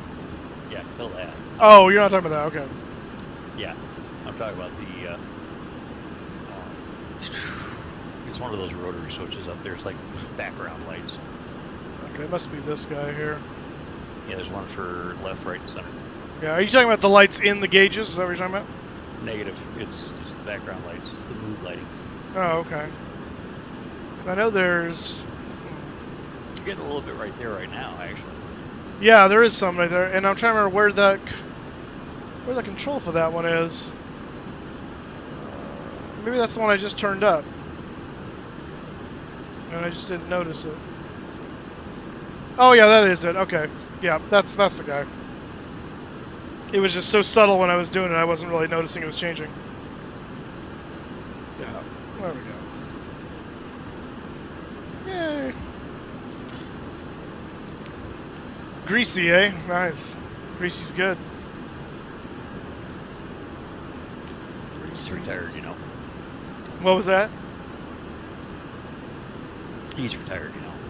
What, Brad? Brian. Oh, I'm talking about Brad.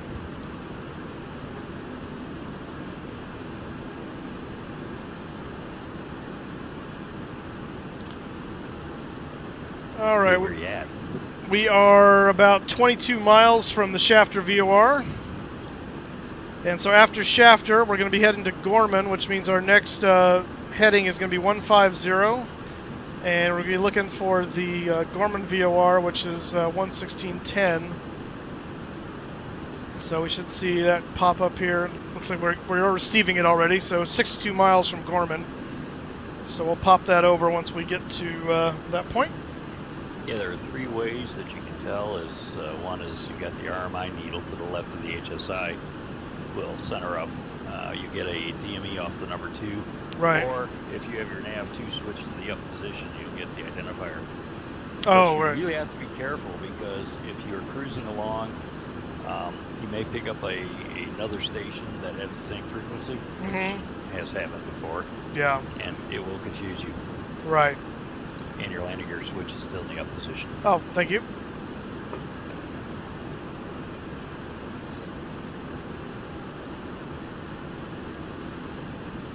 So Streamlabs hates outside view, but once I put in the cockpit, it's happy. Oh, all right. I That's don't know. weird. But if I click on OBS, it goes right to 30 FPS from the outside view with no sound.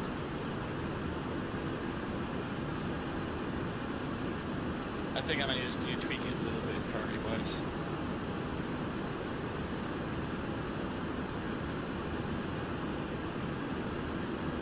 Are we there yet? How you doing, Kevin? 5 more minutes. Good, how are you? I'm doing well, and it's 10 minutes, not 5. Aw. 5 gives them too much immediate hope. 10 is You distant got enough the fly to. information to work. I got the what to work? The banner underneath it. Oh yeah, yeah. That one I tested beforehand, but I was trying to get Okay. Project Fly tested, and I ran out of time. And then when I figured out what it needed, I was already on the thing, so that's when I realized, oh yeah, I gotta. Okay, have you tied the autopilot pitch to airspeed? Yes. Okay. Yeah. I was about ready to compliment you on being so good, but I know, right? After a certain amount of it being squirrely on me, I thought, I'm just gonna be a little bit lazy. okay. What's the yellow light above the artificial horizon? That. Oh, this guy. It says loc, so I'm not getting a localizer apparently. I would No. think. No. Go to your first O and move his. Okay, you probably Oh, turned it off. yeah. No, I think I see what you're talking about though. Is it the Yeah, fact so that his you- isn't aligned the same way? Actually, it's the other way around. It's 142. So it's a basically localizer disagree, basically. Yeah, Got it. and also you'll get that through the center. Oh, okay. But it's perfectly fine if you know what's going on with the airplane to press that bar and extinguish the light. Gotcha. All right, we are just passing over the station now, so we're going to go to 150. I believe is our next, yep, next heading here. I'm going to intercept the radial from the Gorman VOR. BD Wallace, thank you for the follow. Welcome aboard, sir. You leave for New Jersey on Sunday and haven't even started to pack yet. Well, it's only Thursday night. I mean, granted, I'm coming from a male perspective, so I don't understand that. I pack 10 minutes before I walk out the door. So,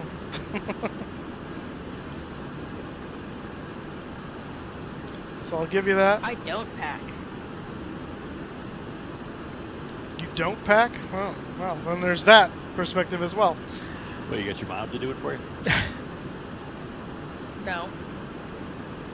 So you just go and use the same clothes day after day? Yeah. He turns it You're going to be inside out. very lonely at FlyJSim Con. That's right. You will be stinky. That's what clones for. Cloned. GQ Texas, thank you for the follow. Welcome aboard, sir. All right, we're now tracking the actual Gorman VOR, so we're now kind of syncing up to make sure we're on the right flight path there. Got about 32 miles to go to the Gorman VOR. The next is going to be the Los Angeles VOR, so I'm going to get that frequency and get that loaded up now. And Los Angeles VOR is, if it will tell me, it's going to be stupid. I'll get it off the flight plan. LAX VOR, where are you at? 11360. So we're going to turn that in over here. I'm going to swap that over, see if we're receiving it yet. It looks like we are, so that's good. And the heading to the Los Angeles VOR is going to be 143. And then once we get to 118, then we'll swap back over to here, and we'll start the process over again. Do you have 3 individual throttles, or are they just all being managed by one? No, I have 3 individual throttles. Okay, because they don't worry about trying to align them, because they don't. They've done a good job on that. Okay, good. Pretty much on the 7.2, if you are more than one whole knob out of alignment, then you write it up as being disrigged. Oh, okay. Anything under that is A-okay, huh? Yeah, it'll work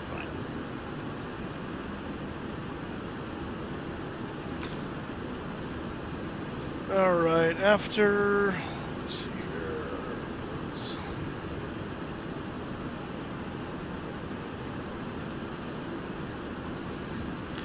All right. After LA, the next one is going to be Mission Bay, and that's 117.8. So we'll pre-tune that over here.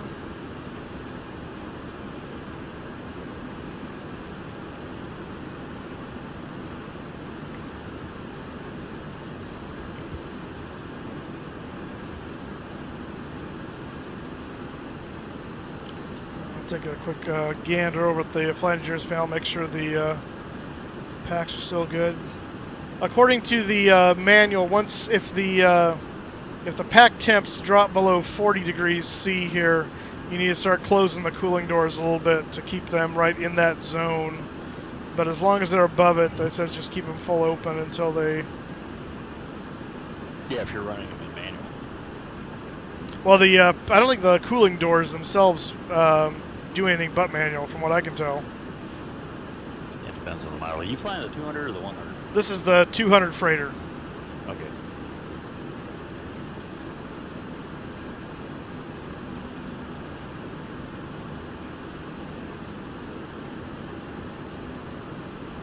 Alright, we're coming close to Gorman. We're about 12 miles from Gorman at the moment.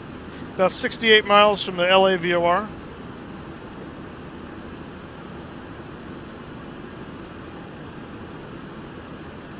Can we get a lovely outside view?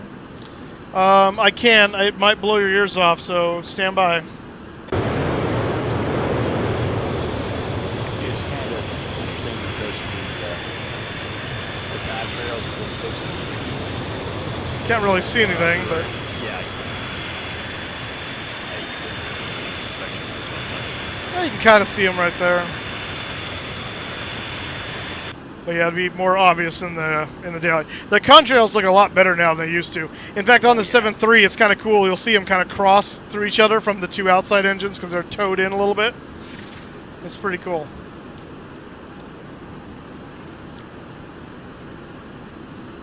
But yeah, vast improvement to what they were. Vast improvement.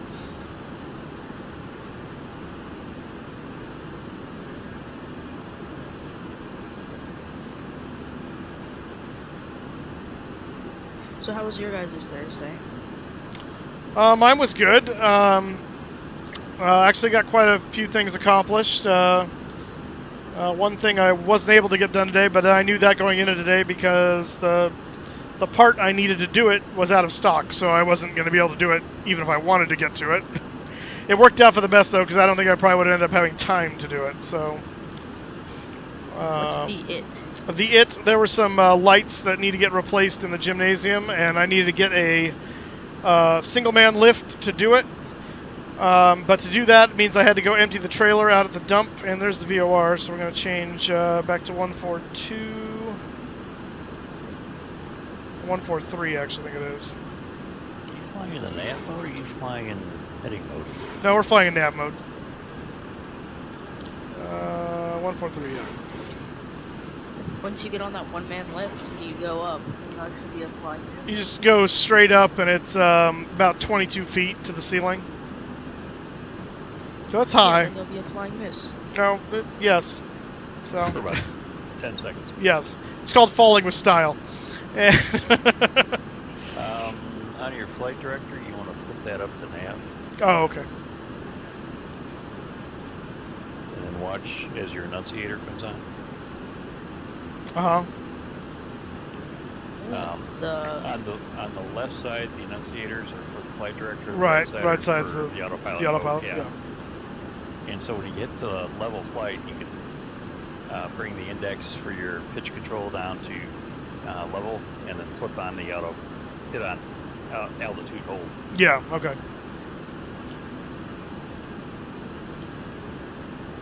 And actually, I'm going to switch over to the LAVOR here, which is not tuned up. I thought I had that 113.60. And how do you know what your changeover point is? Well, for me, for what I'm doing right now, I'm just making sure I'm well within the range of the VOR, but I guess normally it'd probably be about the halfway point, wouldn't it? Unless indicated on the chart, yeah, it's the halfway point. Okay. But the chart sometimes will have a displaced changeover point that you can tell. It's kind of like got an arrow pointing one way and an arrow pointing the opposite direction with the DME. Right, the little, with the numbers. In the 727, if you are flying over VOR, what's your DME read? Mine has never gotten anywhere below about 4 or so, 4 or 3. And why is that? I know. Well, there's the altitude vertical, but there's also the cone of confusion right there as you kind of fly over it, and it kind of stops. Is one thing, but that won't. Cone of confusion doesn't mess with the DME. Oh, okay. Was that Kramer with the answer? Yeah, I was gonna say what you said. Well, actually, in like the 757s and your glass cockpits, your waypoints are measured from the lat long. It's not a ground-based radio beacon. Right. Where the DME is ground-based, so it's called your slant range. Okay. So it's not a lateral range. It's got that angle there. Right. And when you are changing radials, let's say you're tooling along on a jetway and you got to turn onto another jetway. What's your lead distance for making the turn? Oh, I remember this. It's like 2 or 3 DME, isn't it? Or is it more than that? Normally, I'd like to see about 5 to 7. 5 to 7. Okay. For a smooth turn. Got it. Okay.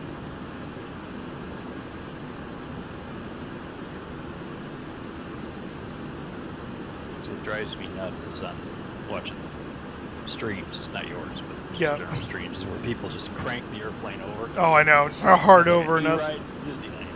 I know, right? We're gonna throw the passengers onto that side of the plane. So here we go.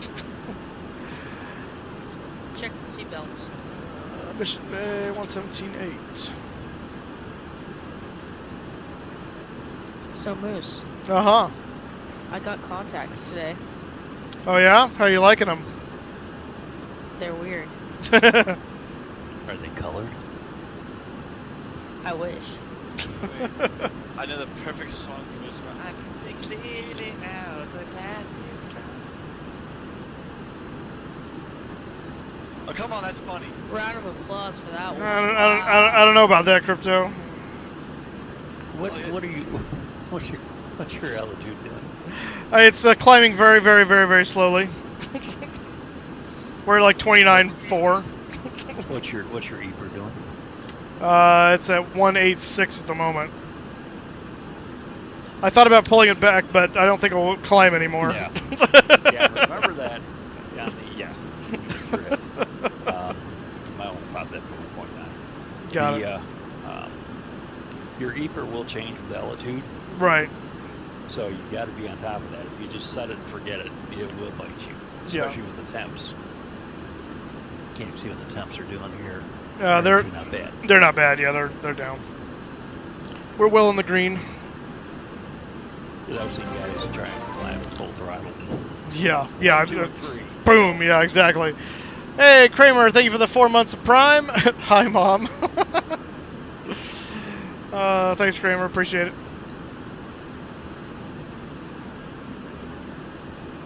You're welcome.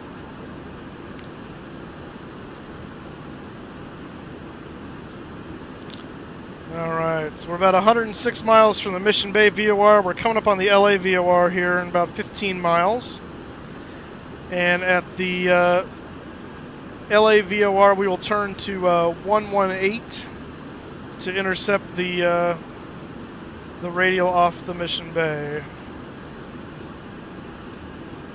I'll move my heading select over there.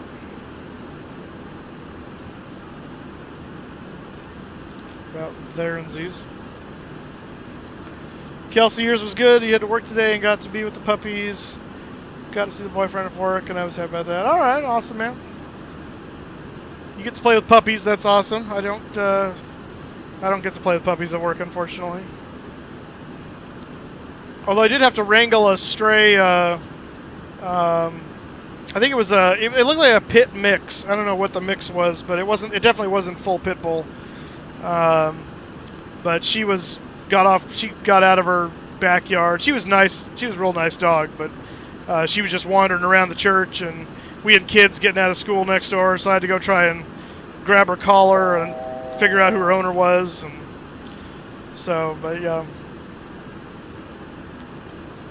Nala was her name, I believe. I think named after the lioness in Lion King.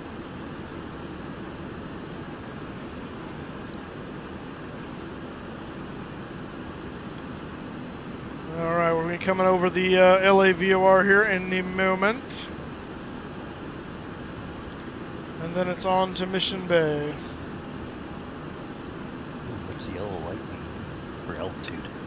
It's my altitude warning that I'm getting within 1,000 feet of my selected altitude. Oh, you mean up here? Turn off. I don't remember when it turns off. 300 feet. It turns Oh, off okay. when it wants to turn off. Yeah, that's a good answer.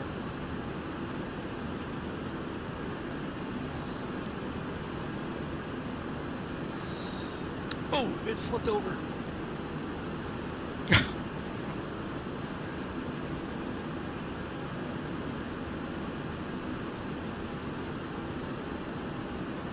Yes, it did. Ah, there's a button there. Actually, it's the autopilot warning light, I think, Yeah. that I just clicked on. Now I can't find it. There it is. I love the glow. That is so cool how they did that with the Yeah. lighting. What's your true airspeed? True airspeed, good question. I don't know. To the right of the landing gear handle. Oh, over there. Oh. 443, I think. Mm-hmm. It's like right in between at the moment. And how do you determine your boot temp? My what temp? Boot temp. Boot temp? Yes, to keep your feet warm. Well, there's that. There is a foot warmer switch. Yeah, Not those fan down, air, but like that's down something there. But yeah, foot air. I don't know what you're referring to, so please explain. That's, if you are old-time 727 person, you know this. But that lower ledge on the instrument panel is a footrest. So you will, if you're not flying the airplane, you can slide your seat all the way back and put your feet up on that ledge. Right here. If the first officer is got his feet up on that, his left boot, his Good. shoe, will cover the temperature gauge. Uh-huh. So the flight engineer, if he needs that temperature, will tell the first O that he needs the boot temp, and the guy will move his foot over so he can read the temp gauge. Nice. Hey, Dane Flats, how you doing? FlyJSim, that's right. FlyJSim 7.2. I gotta get my 7.2 somehow now that I can't fly my Captain Sim anymore because it doesn't work for P3DV4. Yes, I do have Twitter, and it is Flying Moose 83, I believe, if I recall correctly. Yeah, I think it should come up here in a second with Twitter. No, it's not. It's social. I think is the actual thing. Social. There it is. Because it's social media in general. So that's my Facebook, my Twitter, and my Instagram. But good to have you here, Dane. Good to see you. What's going on, Dane Flats? And the next cool thing is 727 flight engineers are the best people for origami. For in what? That we would take like magazine covers and fold them into a box and tape them. Oh, into the And tape them to the panel. panel. Oh, the panel. SO panel. Okay. And we would put our grease pencils in there Oh. for filling out the thing. Uh-huh. And some of them would have like the alpha symbol on it, handmade, you know, and like graffiti made by union members. Just really funny. That's funny. Kramer, thank you for the $1. Happy 4 months. Yep, thank you so much. Appreciate it. I'll take your dollar. In terms of artwork, above the FO and the pilot seats are the escape slide ropes, Uh-huh. which are, they look kind of like tow ropes on ski boats, Uh-huh. but maintenance people especially would tape centerfolds on the inside of that door. So when you're doing your pre-flight, you're checking that, you pop it over and there's like Miss February. You're like,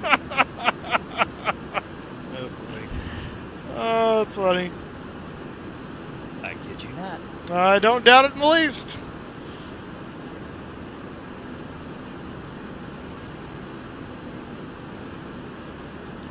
Don't doubt it in the least. 60 miles now from Mission Bay. We're going to start our descent here, I think, in just a few minutes. This thing will take a little bit to get down. What's the rule of thumb on descent? For this aircraft, I haven't established one yet, so I'm open to your wisdom. 3,000 feet for every mile, and about 5 to 7 miles to slow at 10,000. So if you're doing 280 in the descent, you're going to level off for about 7 miles to bring the speed back to 250, and then you can go ahead and start down again. Got it. If you're really good, you should be able to pull the power all the way back and fly until the marker. Oh, I got you, yeah.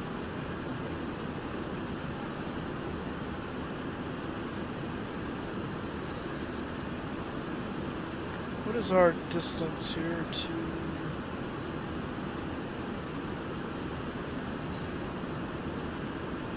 Okay.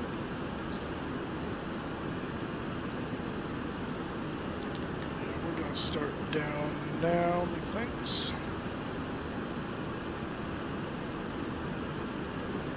Loc 27, localizer is 110.9.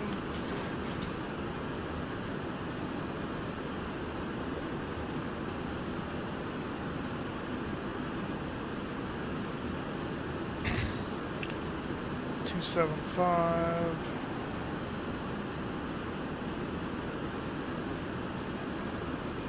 May I discuss what aircraft I'm in? What are you in? Guess. I don't know, 727. No. Oh. All right, well, I was wrong. So what is it? The 737-200. Oh, the FlyJSim one? Yep. Huh? Is that the new one?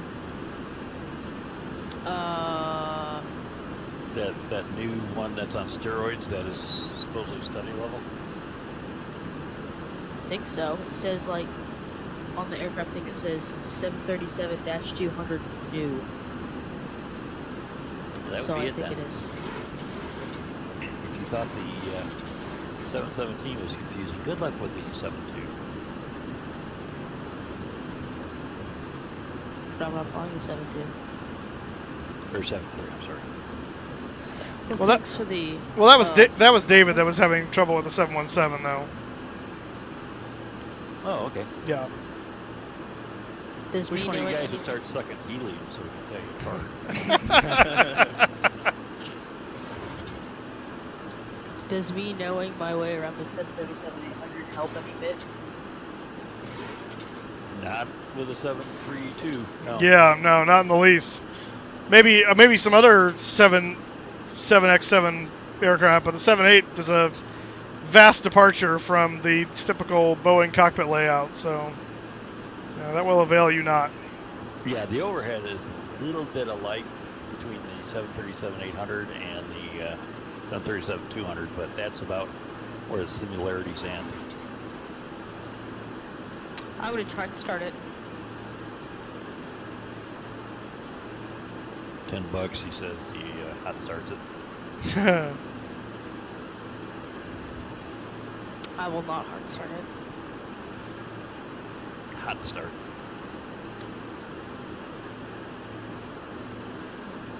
You know, I was surprised to see they had that model in the X-Plane 7576s. The hot start? Uh-huh. And not because of introducing fuel too early, but if you have a strong wind up the tailpipe, it will hot start. Yeah. Yeah, Dane, right, with the MCAS, I know. Trying to take pilot control out of the airplane, not a good strategy. Boeing should have stuck with the original strategy of pilots always in control, but oh well. Anyway, sorry, Tim, you were saying. No, yeah, just the hot start was amazing that they actually had that.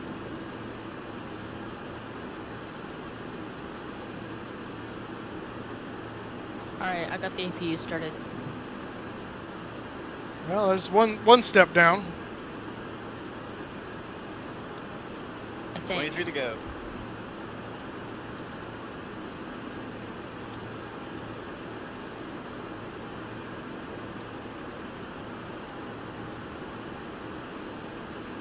I know Milviz put out a 737, two of the 737s, the early timed ones.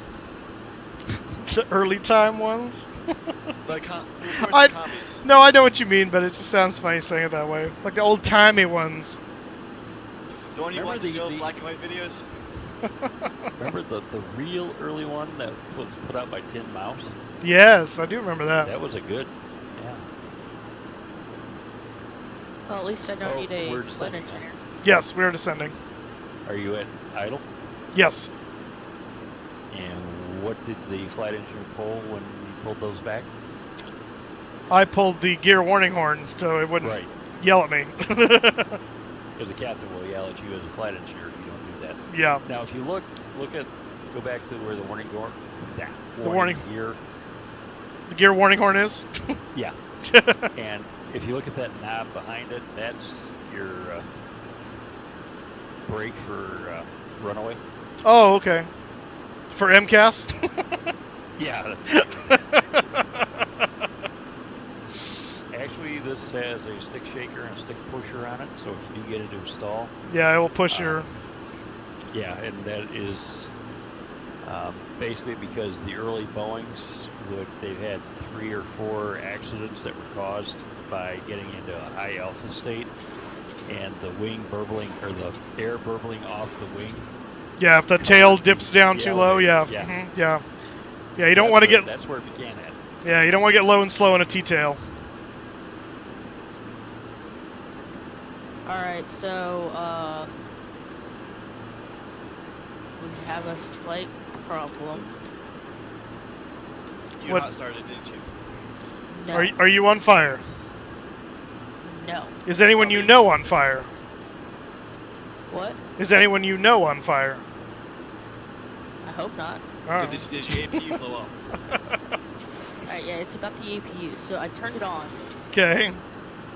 but the engine temperature is in the red, and it's not coming down. Your APU's on fire. Yeah, your APU's totally eating itself. Yeah. You got an APU fire. Should probably pull the APU fire handle. But it's not going off. That's smart. Dane Flats, yeah, I have heard it called that. That's why if it ain't Boeing, I ain't going. The scare bus. Although I prefer after the FS Labs controversy, I prefer the malware bus That's my favorite term. Whoever said that initially, props to them. Steppy, thanks for the host. Welcome aboard. Alright, we're trying it again. All right.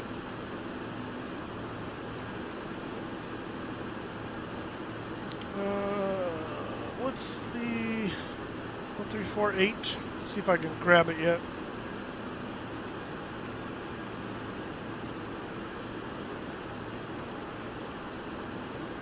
It's looking good, looking good.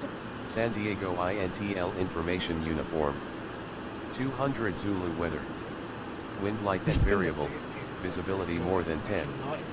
Sky conditions 1,800 scattered, 9,800 broken, 39,500 broken. It's Temperature rising. 17, dew point 11.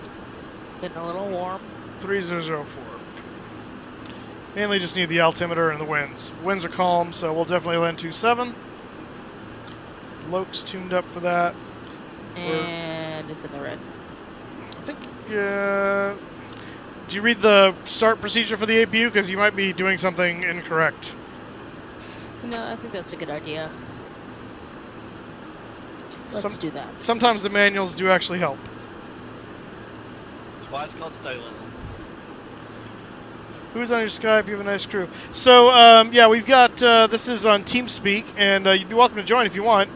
Just type in ! TeamSpeak on there. But I've got Crypto, who you were talking to on the chat a second ago.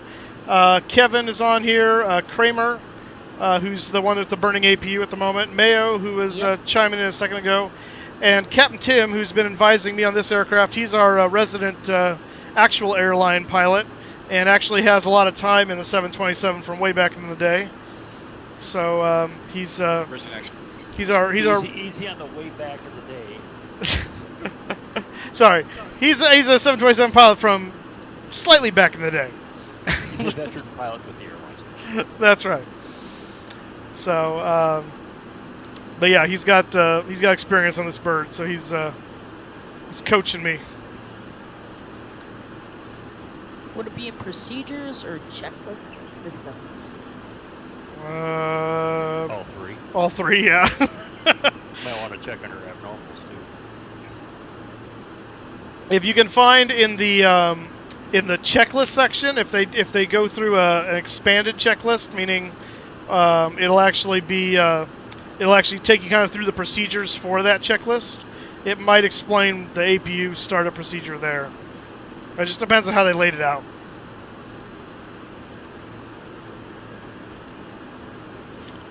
Yep, it's a pretty fantastic resource, I'll tell you that. Although the clipboard does hurt after a while. Ta-da. Okay, we're over below 18,000. Is that 3004, which is the local field altimeter? There we go. There's 112 pages. Well, This, get reading. systems. If there is something called a SOPA, S-O-P-A, you might find it under that section too, depending on how the manual's laid out. The SOPA is the Standard Operating Procedures Amplified, which gives a lot of background information. Get amplified. That was the word I was looking for. Yeah, the checklist didn't really help. Alright, I found APU. Engines and APU. Hello, let's see. Marchio? I'm not sure if the X is a French thing or not, but 45, hello. Welcome to the stream. Glad to have you here.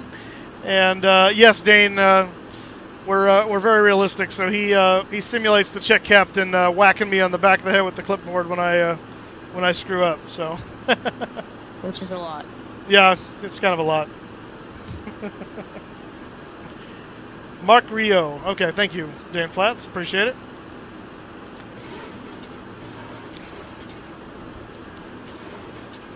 We're getting close. We're below 14 now. I'm going to go ahead and flip the landing lights on. I want to take a look at this at night. Well, Moose is playing with replay, so we can watch him do his landings a few times. Yeah, I just got distracted. That was dumb. There's another quick bullet to the head. Yep. It's kind of overflew the mission bay. Whack. Yep. You can even like pull out the windshield air thing and stuff. Uh-huh. Oh, you're The talking about windshield air thing? the windshield air and the foot air? Is that what you're talking about down there? Yeah. Yeah. What I did notice was cool. I was doing a test flight the other day, and I let the, on purpose, I let the cabin air go to depressurize, and you actually start to black out. Hey, what? Yeah, you will black out if you lose cabin air pressure. It is awesome. Hey, Corey Haggett, how's it going? I now kind of want to see this. I bet you do. You can turn it off, but it's actually kind of fun to have on. Where do you turn it off at? You go to the general, I think. Like in X-Plane, you mean? Yeah, in the settings. Okay, They say about altitude effects. probably. Yeah, and it says under flight model simulate blackout red out and hypoxia effects. Gotcha. Yeah, that's if you screw up and don't set your packs and your pressurization or leave the window open or something. Uh-huh. I've done that a couple times.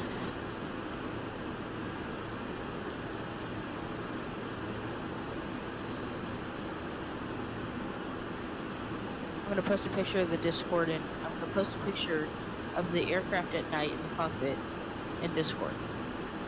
It'll look just like this one, except one less engine.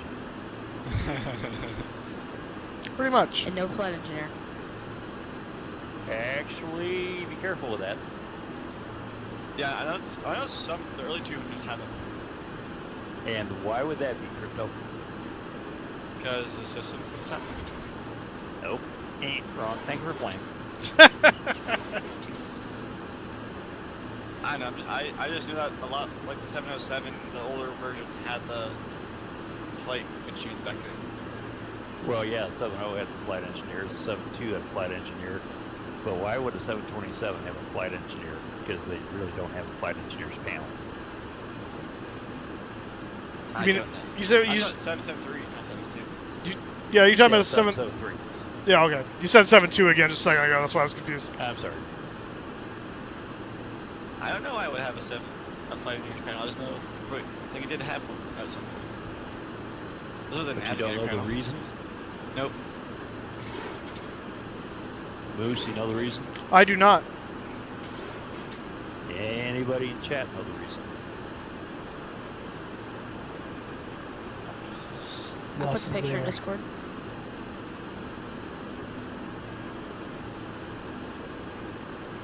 Nice. It was part of the union contract that all aircraft would have a 3-man crew. Oh. So they had to stick a guy in there even though they didn't. And all he did was talk to company and sit on the world's worst jump seat. I mean, So if you look at a jump seat in the 727 or 737 200s, it is a padded board that is up against the side of the wall and the door.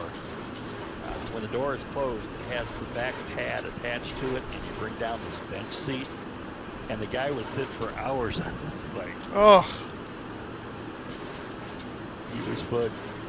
Actually, one of the first, my second chief pilot was a furloughed 737-200 flight engineer, and we were trying to figure out what he actually did.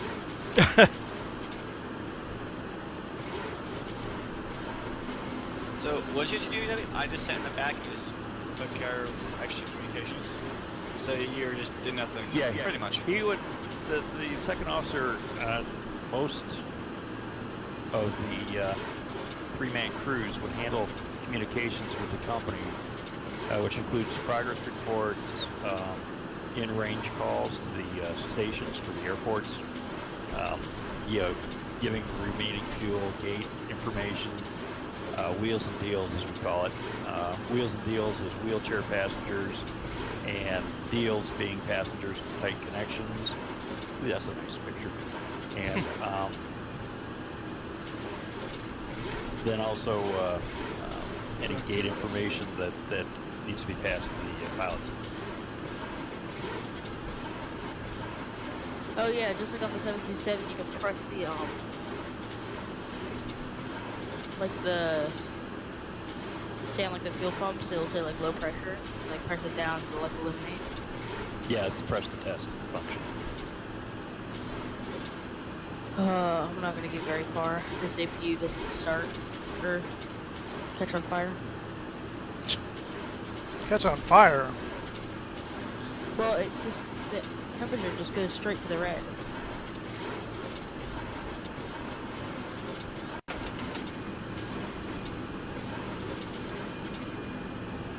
Ouch.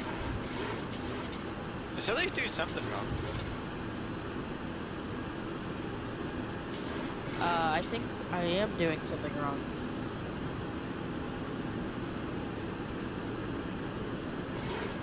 I'm so used to going up and turning the IRSs on.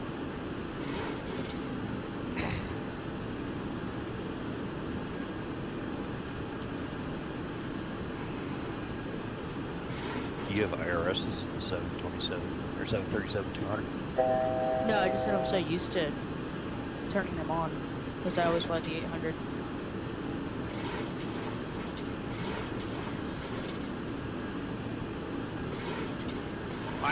I know there are 737-200s now that are retrofitted with IRS systems, but that's just the newer, that's just retrofitted 727-200s. Yeah, that's like putting in GPS in a 67 Chevelle.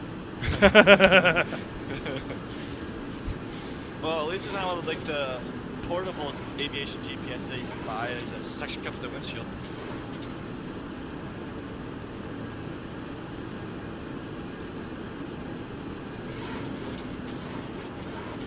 Does anybody have any solution for me for that overheating of the APU? That's a FlyJSim, right? Yeah. Well, pull out the, you know how the pop-out maintenance thing right there, and fix the APU. That's the first thing I do. I'll be right back. We can hardly wait. Your trim wheel is sawing through the plane side. Yeah, it's trying to like overcompensate. I just turned off I had the autopilot set for a control descent thing, so.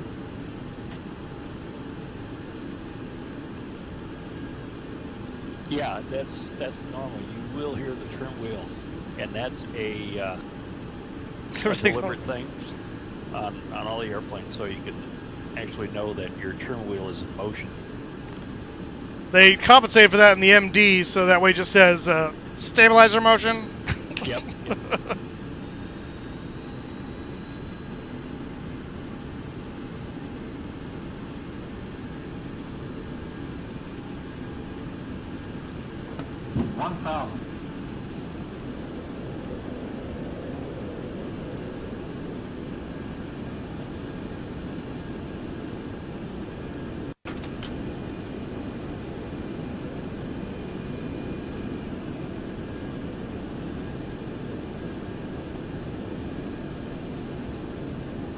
Not really sure this is San Diego. 500. Uh-oh.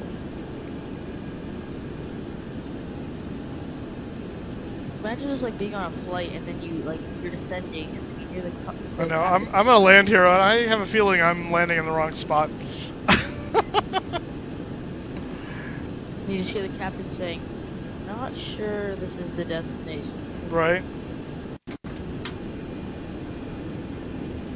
Oh hey, look at that! I got it started.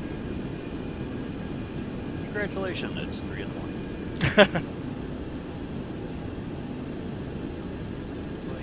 San Diego at all?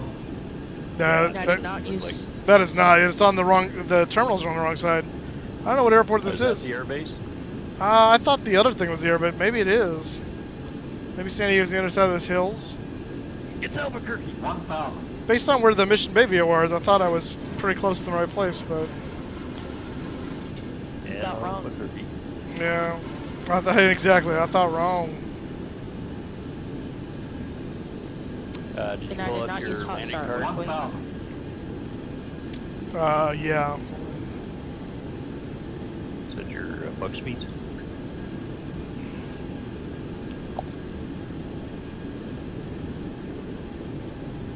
Did you hit the little thing to move your? Of course, you can't really see the bug speeds. No, I can see him actually. I did hit it. Oh, okay, good. Yeah.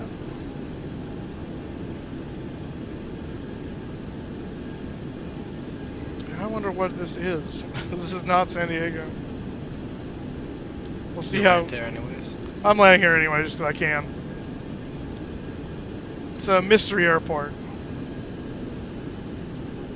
I'm just trying to stop it. P3 fair friend, but it just will not work. It won't even download now. 500.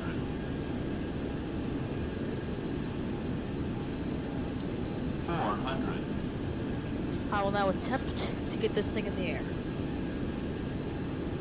300. Well, I okay. use the word attempt for a reason.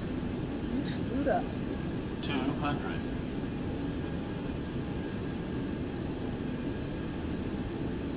100. 50. 40. 30. 20. 10.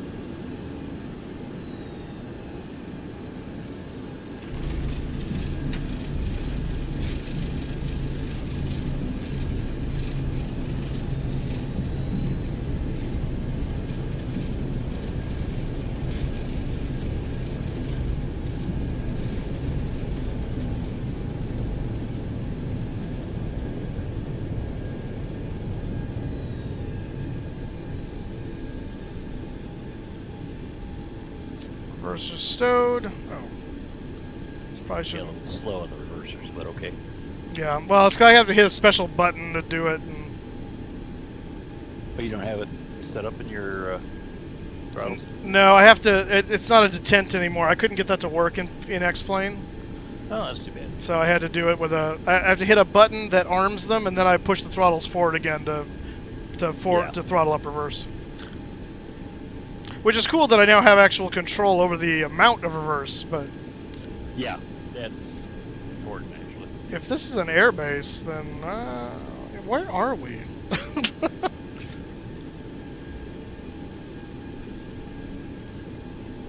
Interesting. Oh, this is, yeah. Yeah, I don't know where we are. I'm really curious. We landed in Ontario or something? This is what I get. See, what happened is I looked away as we crossed the Mission Bay VOR, and we flew over it for like 20 miles before I realized we'd done that. Ladies and gentlemen, welcome to Mexico. Welcome to, yeah, actually, you know what? That might be. Maybe we're Tijuana. That'd be really funny. We're going to check the map here once I stop. I think that'll be funny if we're in Mexico. I think Mission Bay is like right here. 1 Yeah, o'clock. I know, but let's see, that shouldn't be up Half in. Moon Bay, we've really screwed up. Yeah, right. Okay, let's see here. Where are we? Map. Where's the map? Show the map. Check the map, goof. We are in Tijuana. I think so. Oh, that's not us. Where are we? We are in. What the heck is that? Is that Tijuana? TJ. It is. We landed in Tijuana. Oh, that is awesome. What? TIJ. That's Tijuana. I'm assuming. Let me double check my charts here, but I'm pretty sure. It is. Oh, that is funny. Yep. Yep. At the wrong airport. I landed in Tijuana. We landed in Mexico accidentally. Oh, that's awesome. Alright, I'm trying to land the 737. It's a twofer. I love it. I love it. Can't land the wrong airport. Just landed anyway. I know. Well, I'm just playing with the 727, so I'm not doing it super seriously tonight. I mean, enough to just kind of learn it. But oh, that's hilarious. Yeah, wrong airport, wrong country.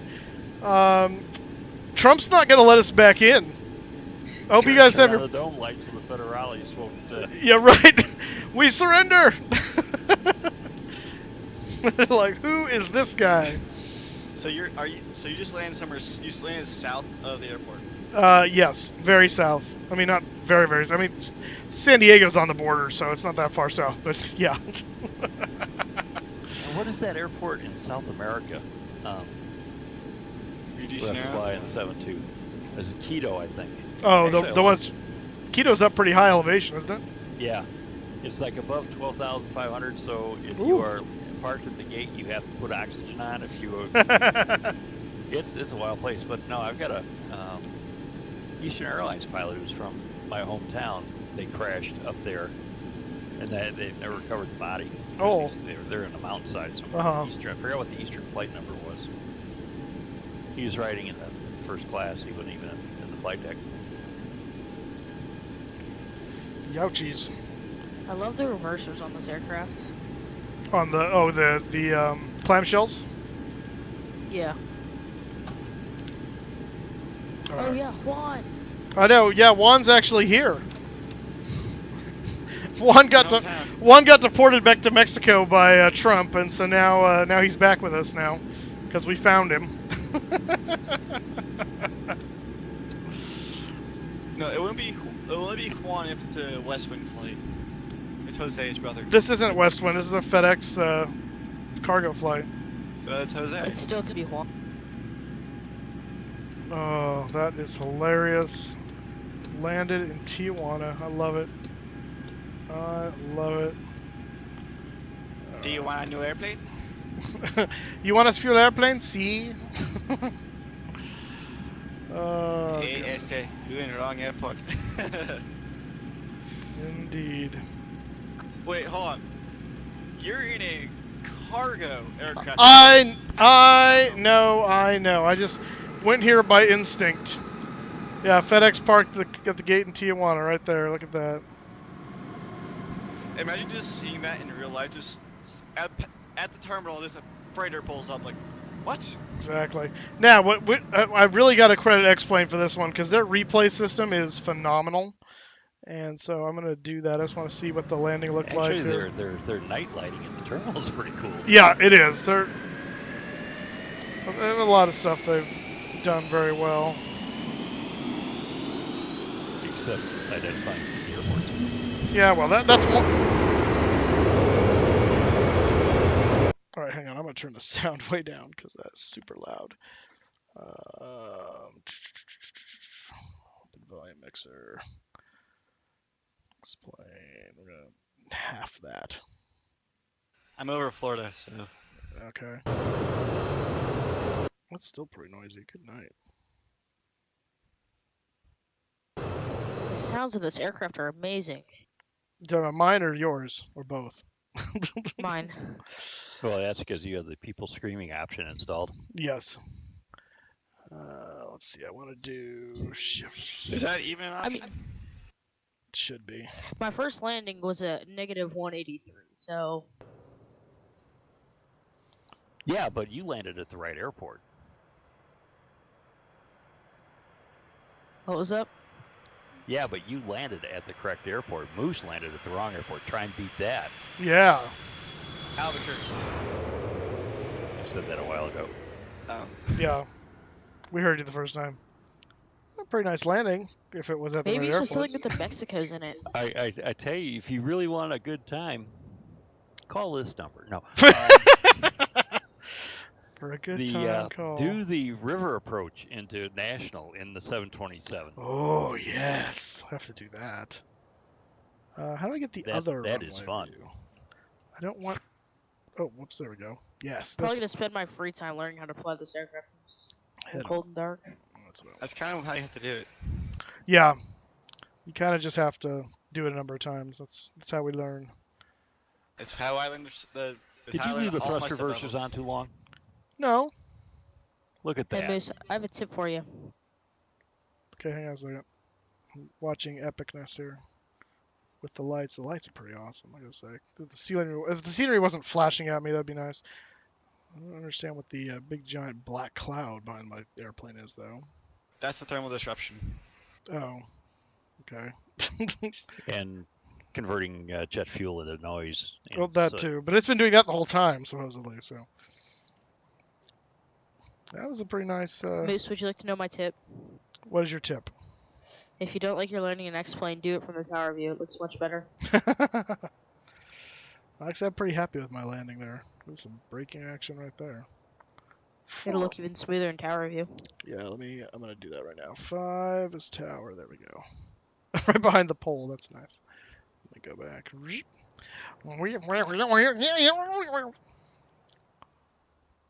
Once again, the thrust reversers. Now, you want the real story behind that? Behind, what are we talking about now? The thrust reverser comments? Oh, yes, please. Back in the day, the sims with the airline were not as good as what we have on our desktops, as far as the visuals are concerned. Well, yes. And the was on the 7.2, and we had touched down, and there are 2 buttons on the instructor's manual. One of them is reset, and the other one is reposition. I see where this is going. And if the instructor hit the reset, it would black out the visual, freeze the motion, and reset the airplane at the end of the runway, or whatever you had for, because sometimes it's set for flight. But if you hit reposition, all it did was move the sim back, but did not black out the visual. Oh, no. So we landed, and he hit the wrong button, and so it just snapped us back. You know, it's like the slew mode. Yeah, instant slew, But yeah. all of a sudden, the visual is going backwards and doing all sorts of things, and the sim is moving a little bit, you know, on the hydraulic actuators. So it's and like you physically got sick. Oh gosh, It it's was like just epic thrust whoa. reverse, yeah. And that's what happened, and the flight engineer said, thrust reversers on too long? That's awesome. Well, hey, actually had to take a break. Yeah, I'll bet after that. Like I said, to get sick. Well, that's pretty nice. Actually, I'm pretty happy with that landing, aside from, you know, the location it occurred at. But we won't talk about that. So now we know the 727, you know, there's, you know, they say, you know, people that have their cars, you know, they just like to cruise at 80 miles an hour, or, you know, you get in your car and it just wants to naturally drive to work or drive home. You get the 727, it just naturally wants to go to Mexico. I mean, I don't know. It feels more at home down there, I guess. So you give it San Diego, it goes, no, we're going a little south of the border. I want some tacos. So, and speaking of tacos, I kind of want tacos now. So I'm going to go get dinner because I haven't eaten yet. And I will see you guys tomorrow. We're going to do, for Friday Night Ops, is Minneapolis. I think what we're going to do, they're doing the Final Four Minneapolis event, is what they're calling it. And I'll send you a postcard. Wonderful.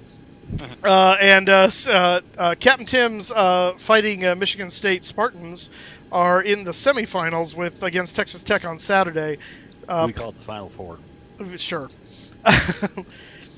So they are in the. They're going to be playing in Minneapolis in the whatever that arena dome thing they have there. So we're going to fly from. The idea is anyway. We're going to fly from the airport they would normally jump off from, which you texted me, Tim, and I can't remember off the top of my head. Lansing, capital city. The identifier is Kilo Lima Alpha November. Got it. And so we're going to take off from there, and we're going to do basically the sports charter for all the fans, all of the Captain Tim's people that are fans of the Peeps. That's right, fans of the My Michigan uncle's a State. big Spartan fan. Oh yeah. Cool. U.S. Bank Stadium. Yes, thank you. And so yeah, that's the plan. So tomorrow, I don't remember what the start time is for the actual event. It's either going to be 4 or 5 my time. Let me look at it real quick. VATUSA.net. Oh, look at that, a new record. 673 on the landing rate. Oh, there you go. Was that mine? No, it was mine. Oh, I was going to say, mine seemed pretty smooth. I can't imagine it was 673. I was surprised how well you stuck that. Yeah, thank you. In the wrong airport. Yeah, well, you know. Hey, I don't do anything, you know, small time. Something with you in Mexico.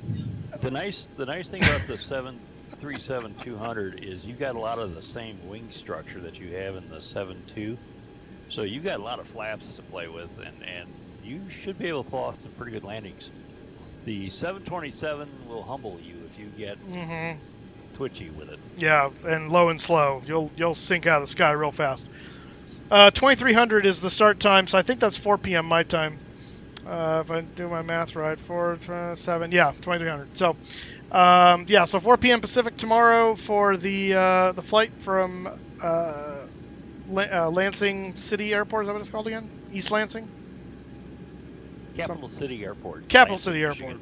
Got it. Lansing is the capital of Michigan. Right. I do know that. Have you guys ever stuck a piece of tinfoil in your microwave? It's pretty cool. Hello? No, but I hear it's bad. Enter Haggis. Thank you for following. Welcome aboard. That just reminds me of To Kill an Axe Murderer. Is that what it was, or the one with Mike Myers and he's Scottish? Anyway, Mike Myers is the best. he's always talking about haggis and the juice tiger. What is that? It's something about To Kill an Axe Murderer, isn't it? No, it's not Austin Powers. Oh my gosh. No. That is a pretty good movie, though. Those are Mike Myers, but I'm talking about a different Mike Myers movie. So, Mike, why do you think my internet is too slow for Stream to finish installing the update for F16 Edition or not? Wait. Do you think my internet is too slow for Stream? Oh, for Steam to finish installing the update? I don't know anything about your internet speed, so I couldn't tell you. I'm not sure I understand. But yeah, so I see your name, Haggis, and that's all I'm going to think of it is, ooh, Haggis. It's got to use the juice tiger.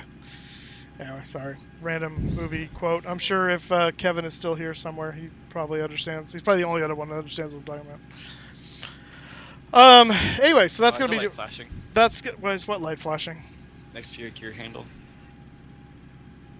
Nothing's flashing next to my gear handle. Now it's not flashing anymore. Oh, well, I don't Yeah, know. actually, he hadn't even done anything in the flight engineer's panel to close out the flight. Yeah, no, I have not. I mean, I turned off the packs. That was about it. Yeah, there you go. And I did turn the fuel pumps off and the hydraulics pumps off. I did do some things. All right, I'm gonna head out. So, all right, we'll see you tomorrow, hopefully. Good night. And we'll see you guys 4 p.m. Pacific. Thanks for those of you that followed, and to those of you that hit the resubscribe button. I appreciate it. We'll see you guys tomorrow for Friday Night Ops out of East Lansing, going toward Minneapolis. Have a good night. All right, Take now, care, so Mitch. one more thing before I go. Yes? FlyJSim Expo for me is still a possibility. Really? Able to get. Cool. Yes. Oh, that'd be awesome. We'd love to see you at FlightSim Expo. I'd love to see you guys. Yeah. All right. Well, you I keep like us. it. Bring clothes. Yeah. Yeah. You have to pack. You have to pack, or we're not going to hang out I with will you. back. I will make sure I do that. It's bad enough that we're downwind from SeaWorld. That's true. There's Shamu rotting in the tank over there. Anyway, sorry. Really. All right. See you guys guys. on tomorrow night. Have a good one.